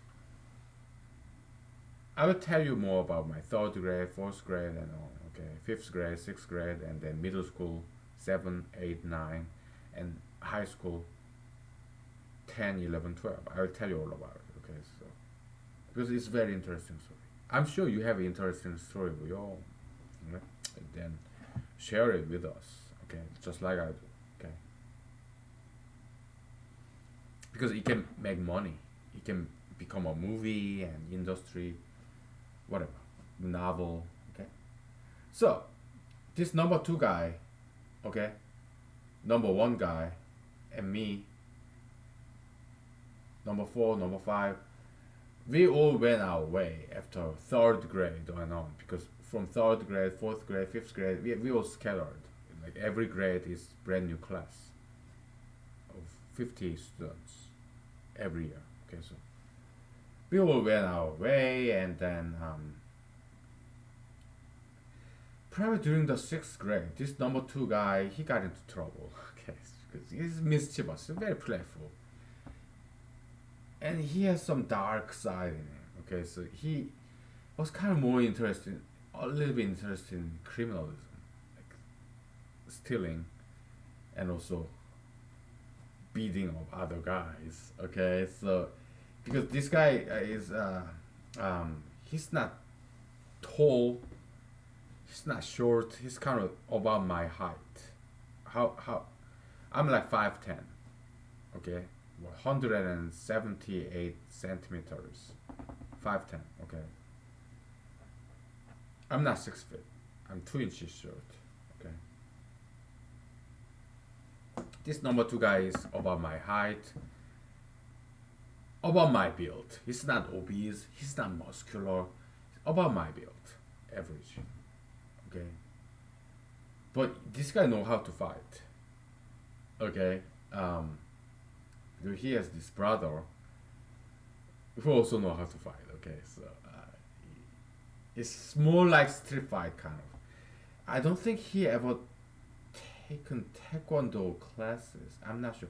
I know this number one guy. He took taekwondo classes because I was in the same taekwondo class with him. Okay, so but he was kind of higher belt than me. When I was blue belt, he was like semi black belt. Okay, he's kind of elitist kind of guy. Okay, but this number two guy, I'm not sure he went to taekwondo school or not. It's more like a street fighter kind of. Okay.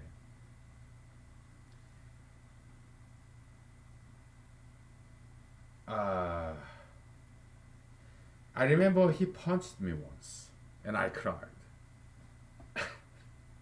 Motherfucker.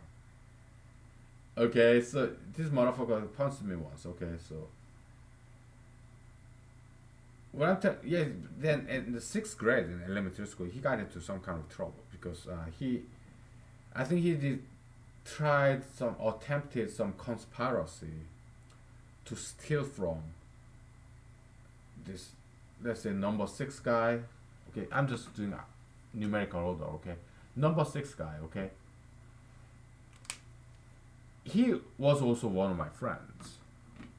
Okay, and his parents were rich. Okay, so this guy kind of this I'm not sure, probably he masterminded in the sixth grade in elementary school. He kind of, I think he masterminded some kind of extortion scheme to get some, to steal some money from this number six guy's parents. Okay, I told you he's a very smart man, and he has some dark side. Okay, he was kind of interested in this criminalism. Okay, but his mother was a very good lady, as opposed to this number four guy's mother, who watched me eating nothing, who would not share food with me, although she had enough money, enough food. She would feed his fat boy and not feed me, his friend, in his house. But this number two's mother fed me with him. She was kind and generous, beautiful, wonderful lady. Okay, but her son ended up committing some criminal mistake. I don't know what he's doing now because I lost contact with him. I have no idea. I hope and pray that he's doing well and not doing anything stupid like criminals. Okay. Okay, so the point I'm trying to make is this, because in yesterday, a couple of days episodes, I told you all these criminals they had bad parents, but perhaps not, because no parents are perfect. Maybe they made some mistakes. No parents are perfect. Okay, so I would never say all the criminals' parents are bad parents. Okay, that's the point I'm trying to make. With this number four guy, he never became a criminal. Maybe he later on became some criminal, white collar crime or some crook, fraud. I don't know. I don't know. I don't know what became of him or him or him or him or him. I don't. Actually, this number five guy, he became a doctor. I know that. I mean, later on, I heard that he went to the number one school in South Korea, and he went to that medical school. He got admission, and that's the last time I heard about him. Because after he went to that school, he would treat me like shit. Okay, he became so arrogant. Because I tried to talk to him, and he wouldn't talk to me. Okay, shh, you underdog. What the fuck are you? A fucking computer programmer in America? Oh, I'm a doctor. I'm number one school doctor in South Korea, Seoul. Motherfucker. When I say motherfucker, it doesn't mean anything. Okay, I love their mothers. Okay, I know his mother. I know his mother. They are wonderful ladies. When I say motherfucker, it doesn't mean anything. Okay, so number six guy. Well, he and I were kind of like friends, but not very close friends. Okay, kind of okay friends, you know. Me and number four guy, yeah, okay friends. Halfway between friendship and acquaintanceship. Number one, number two, back in the days, in second grade, we were like three musketeers. We were very close. Okay, we were like the most popular boys in the second grade in this class of 50 people. Okay, but we went our separate ways, and then we're gonna take a break. Okay, and me and this number one guy we met again in the middle school. Okay, I'll tell you about that. Okay, so it's you can write a novel about this or make a movie about this. Yeah, go ahead. I give you for free because I'm not gonna do it. I'm not gonna write novels or make movies. No, too much work. I have written novels. I have made one movie. I have wrote music, about five of them, five songs. It's too much work. I'm not gonna do it. So I'm giving it to you for free. Okay, so take it. Okay, it's my free gift for you. Okay, so take a break. Let's take five.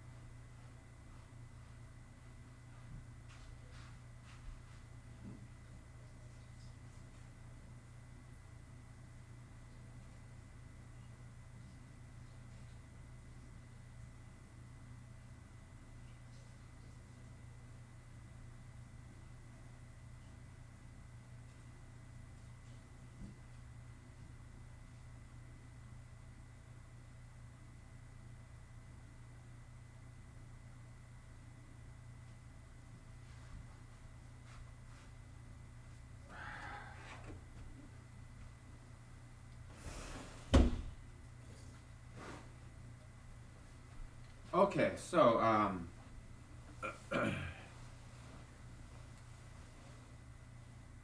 they have to two more characters in this picture. There should be a number 7 guy and number 8 guy. Okay, there was both of them kind of upper class kind of people.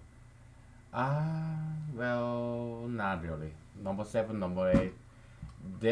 I've been to their condominium, so they are more like number 7, number 8.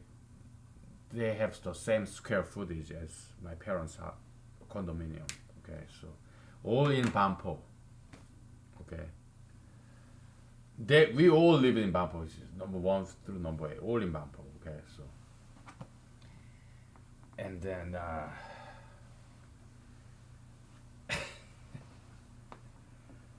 so during the first and second grade, number 1, number 2, number 3, we are three musketeers. But when it came to third grade and on, this number 1, number 7, and number 1, number 7, and number 8, they teamed up and became three musketeers. And they are the most handsome guys in our school year. Okay, very famous. Everybody knew him. Okay, do I remember their names in Korean? Yes, I do.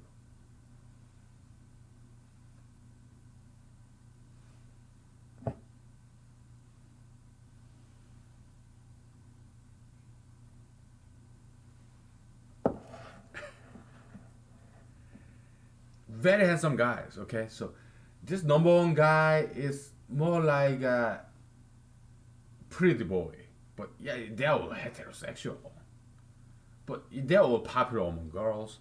But this number 1 guy is more like pretty boy. Number 7 guy is like Clark Gable type, like very masculine, like handsome boy. Number 1 guy, pretty boy. Number 7 guy, handsome boy. Number 8 guy, halfway in between. Okay. I don't quite remember this number 8 guy's name. Okay. We all knew each other because before first grade in elementary school, all of us, we went to same kindergarten. I mean it. Because it's small town, Bampo, in South Korea. Okay, yeah, we are all same age, so all went to same kindergarten in our town, Bampo. We were all same elementary school in Bampo. We're towners, small town. We all knew each other's names. Okay, we all at least once talked to each other. Okay.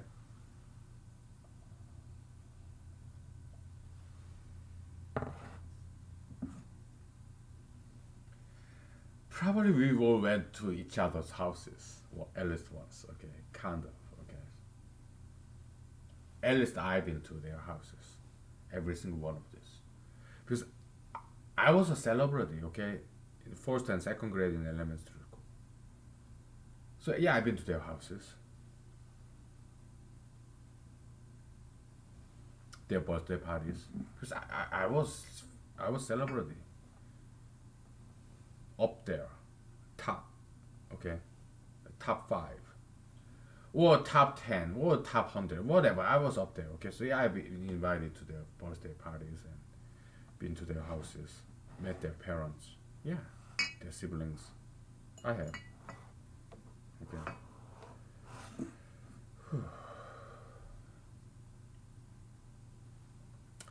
So first and second grade, yeah, I was like Korean English, Konglish, King Car. Okay, yeah, I was like living my life, like the best of my life, best of my days, whatever. Okay, so yeah, I was way up there.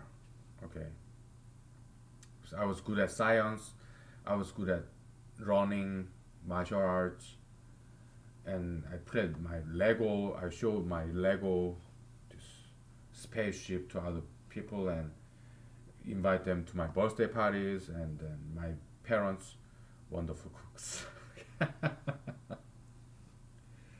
And in the middle class, and all these insects like ants, these tadpoles, these frogs, amphibians, sometimes even mantis, praying mantis. Okay, yeah, I bring them in and surprise them, impress them. Yeah, I was way up there, first and second grade in elementary school when I was like 8, 9.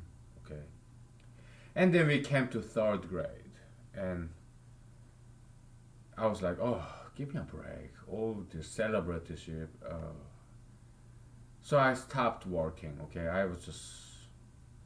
I need a break, man. So I didn't do anything. I didn't study much. I didn't do this science project. I didn't do martial arts. I didn't run. I just didn't do anything. I need a break from all this celebrity activity, this busy life. Okay, guys, give me a break. Okay, I'm gonna lay low for a while. Okay,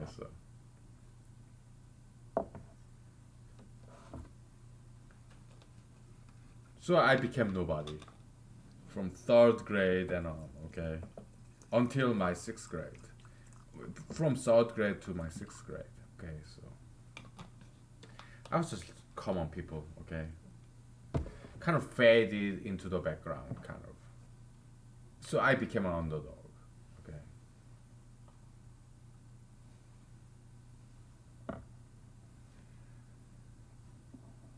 so that's my third, fourth, fifth, and sixth grade underdog status. Okay, but this number one guy, number seven, number eight, they have always been kind of way up. Okay, because especially number seven guy. This guy's like Clark Gable, kind of masculine kind of guy, handsome, tall, not too dark. No, just tall, handsome guy, masculine kind of figure. Number one guy, he was about my height. Number one, number two, number three. Number three being me. We are about same height, like 5'10". I mean, today. We are about same average height. Maybe slightly higher than average height in this Korean elementary school. Okay, higher than average height. But number seven guy was kind of tall. Okay, and he was very athletic. He was very good at basketball, soccer, and actually I met him again in middle school. I met this number one guy again in middle school. I met this number seven guy in the middle school. I met this number eight guy in the middle school. Okay. So yeah, because we are in the same town and every year we switch classes, but so every now and then we meet. Interesting dynamic. Interesting dynamic.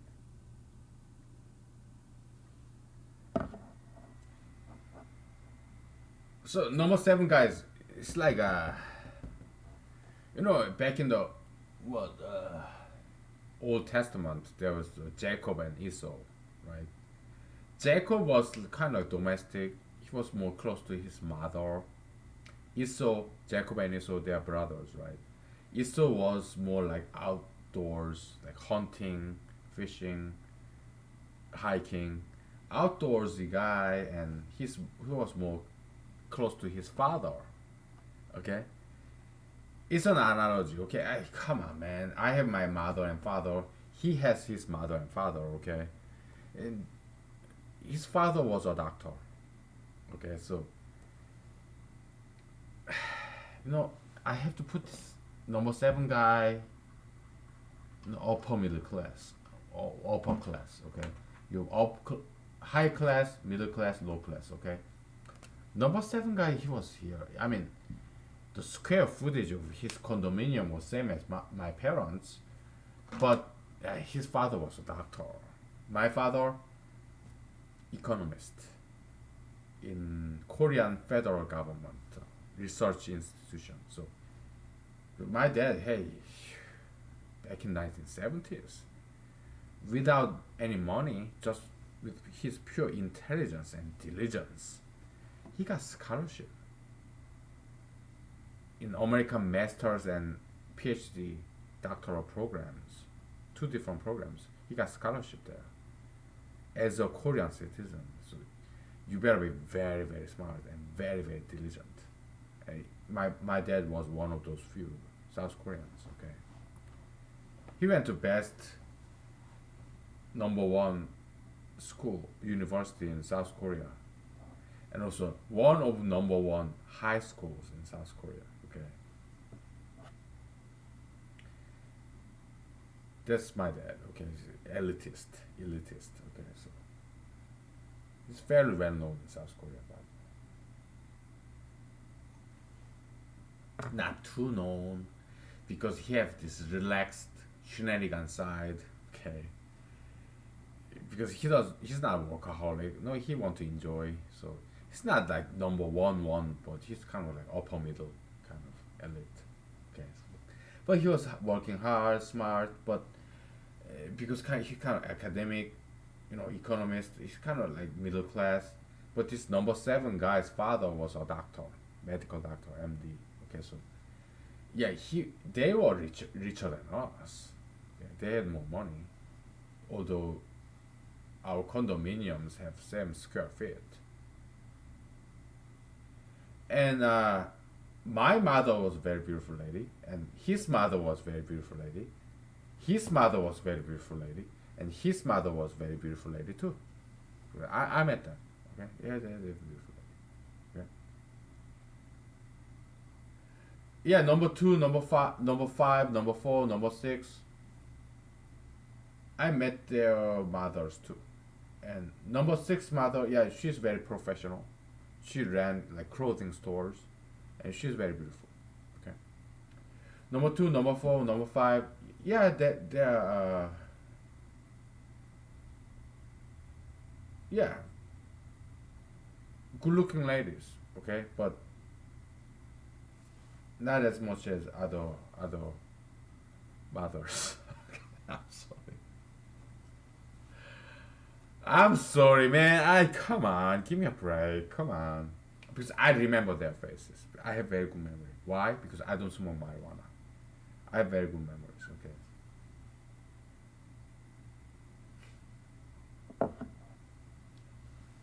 Okay, give me a break. Okay, come on.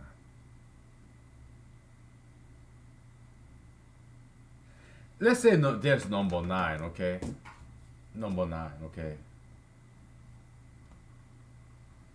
I remember this guy's name. Okay, yeah, he's kind of underdog. He's kind of low class. I mean, his parents, they're hardworking people, but their socioeconomic status, the salary level, was less than average. Okay, so because I went to his house. He's a condominium too, but it's kind of smaller. So, but yeah, he was a very close friend of mine, okay? And he was very athletic. He was very good, excellent baseball player. Okay, yeah, good friend of mine. And actually, there are several of them. Okay, so there's number 10. Okay, yeah, because I went to their condominium apartment, a kind of smaller condominium than mine, my parents. But yeah, they're very smart, very athletic, very humorous, and also very handsome. Okay, yeah, okay, yeah, South Korea. I remember their names. Okay, like some of them.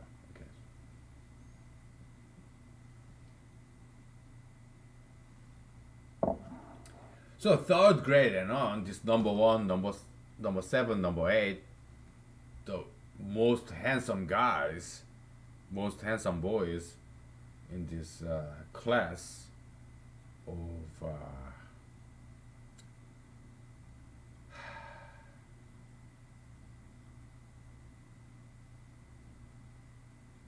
when do you say class of some year? Do you count it from the entry point or graduation point? I guess it's graduation point. Okay. When did I graduate from this elementary school? What year?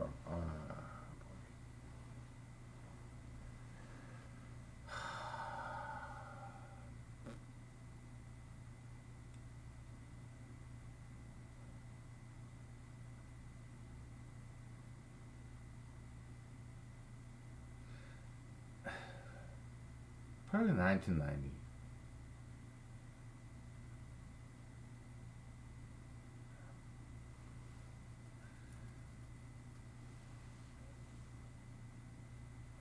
1990, class of 1990. Okay, I think. I think that's when I graduated from this elementary school. Okay, I think class of 1990. Okay, we just call it at that. So from third grade, fourth grade, fifth grade, and sixth grade, these three guys, number one, number seven, number eight, yeah, they became the number one three musketeer. Okay, the most handsome boys in this elementary school of 600 students. Okay, yeah, they are athletic. They're all good at sports like basketball, baseball, soccer, taekwondo, and academically too. And yeah, they were like number one elites, the most popular boys, three musketeers. Okay, how many minutes? I have 5 minutes. We may continue, but I may need some vocal rest. Okay, because I'm still on recovery mode. So probably we are not gonna do a second episode. Okay, I need vocal rest. Okay, so I'm still on the recovery mode.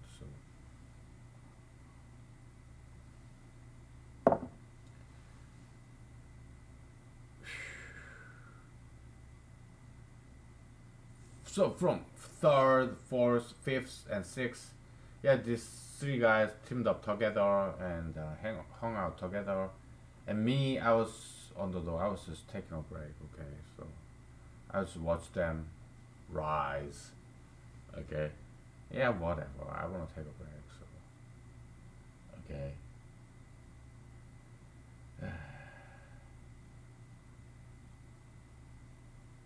So I was kind of being lazy, powerless, and that's when I became a target of bullyism.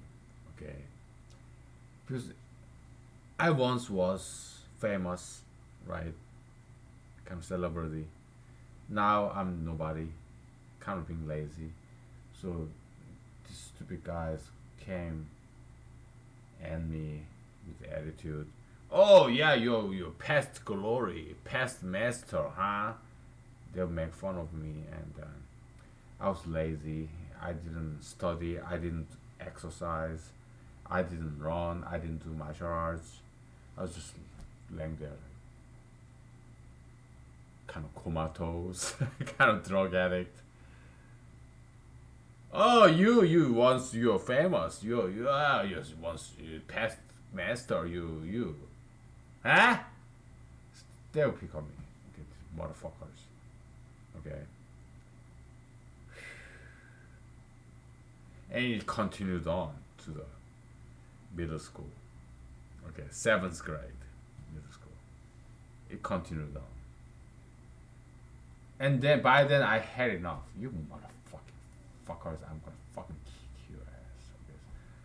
So from eighth grade, yeah, I went back to this taekwondo school, and I got my semi black belt, black and red.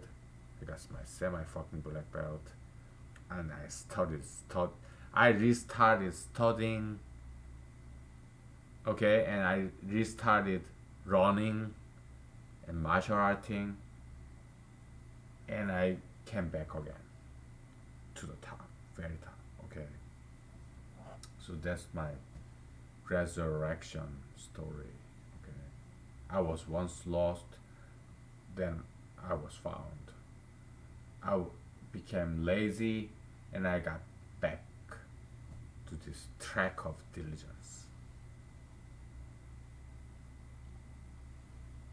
So once I relearned Taekwondo, martial art, once I restarted running again, once I restarted studying again, nobody messed with me because I got the power, fame. Okay, yeah, nobody messed with me.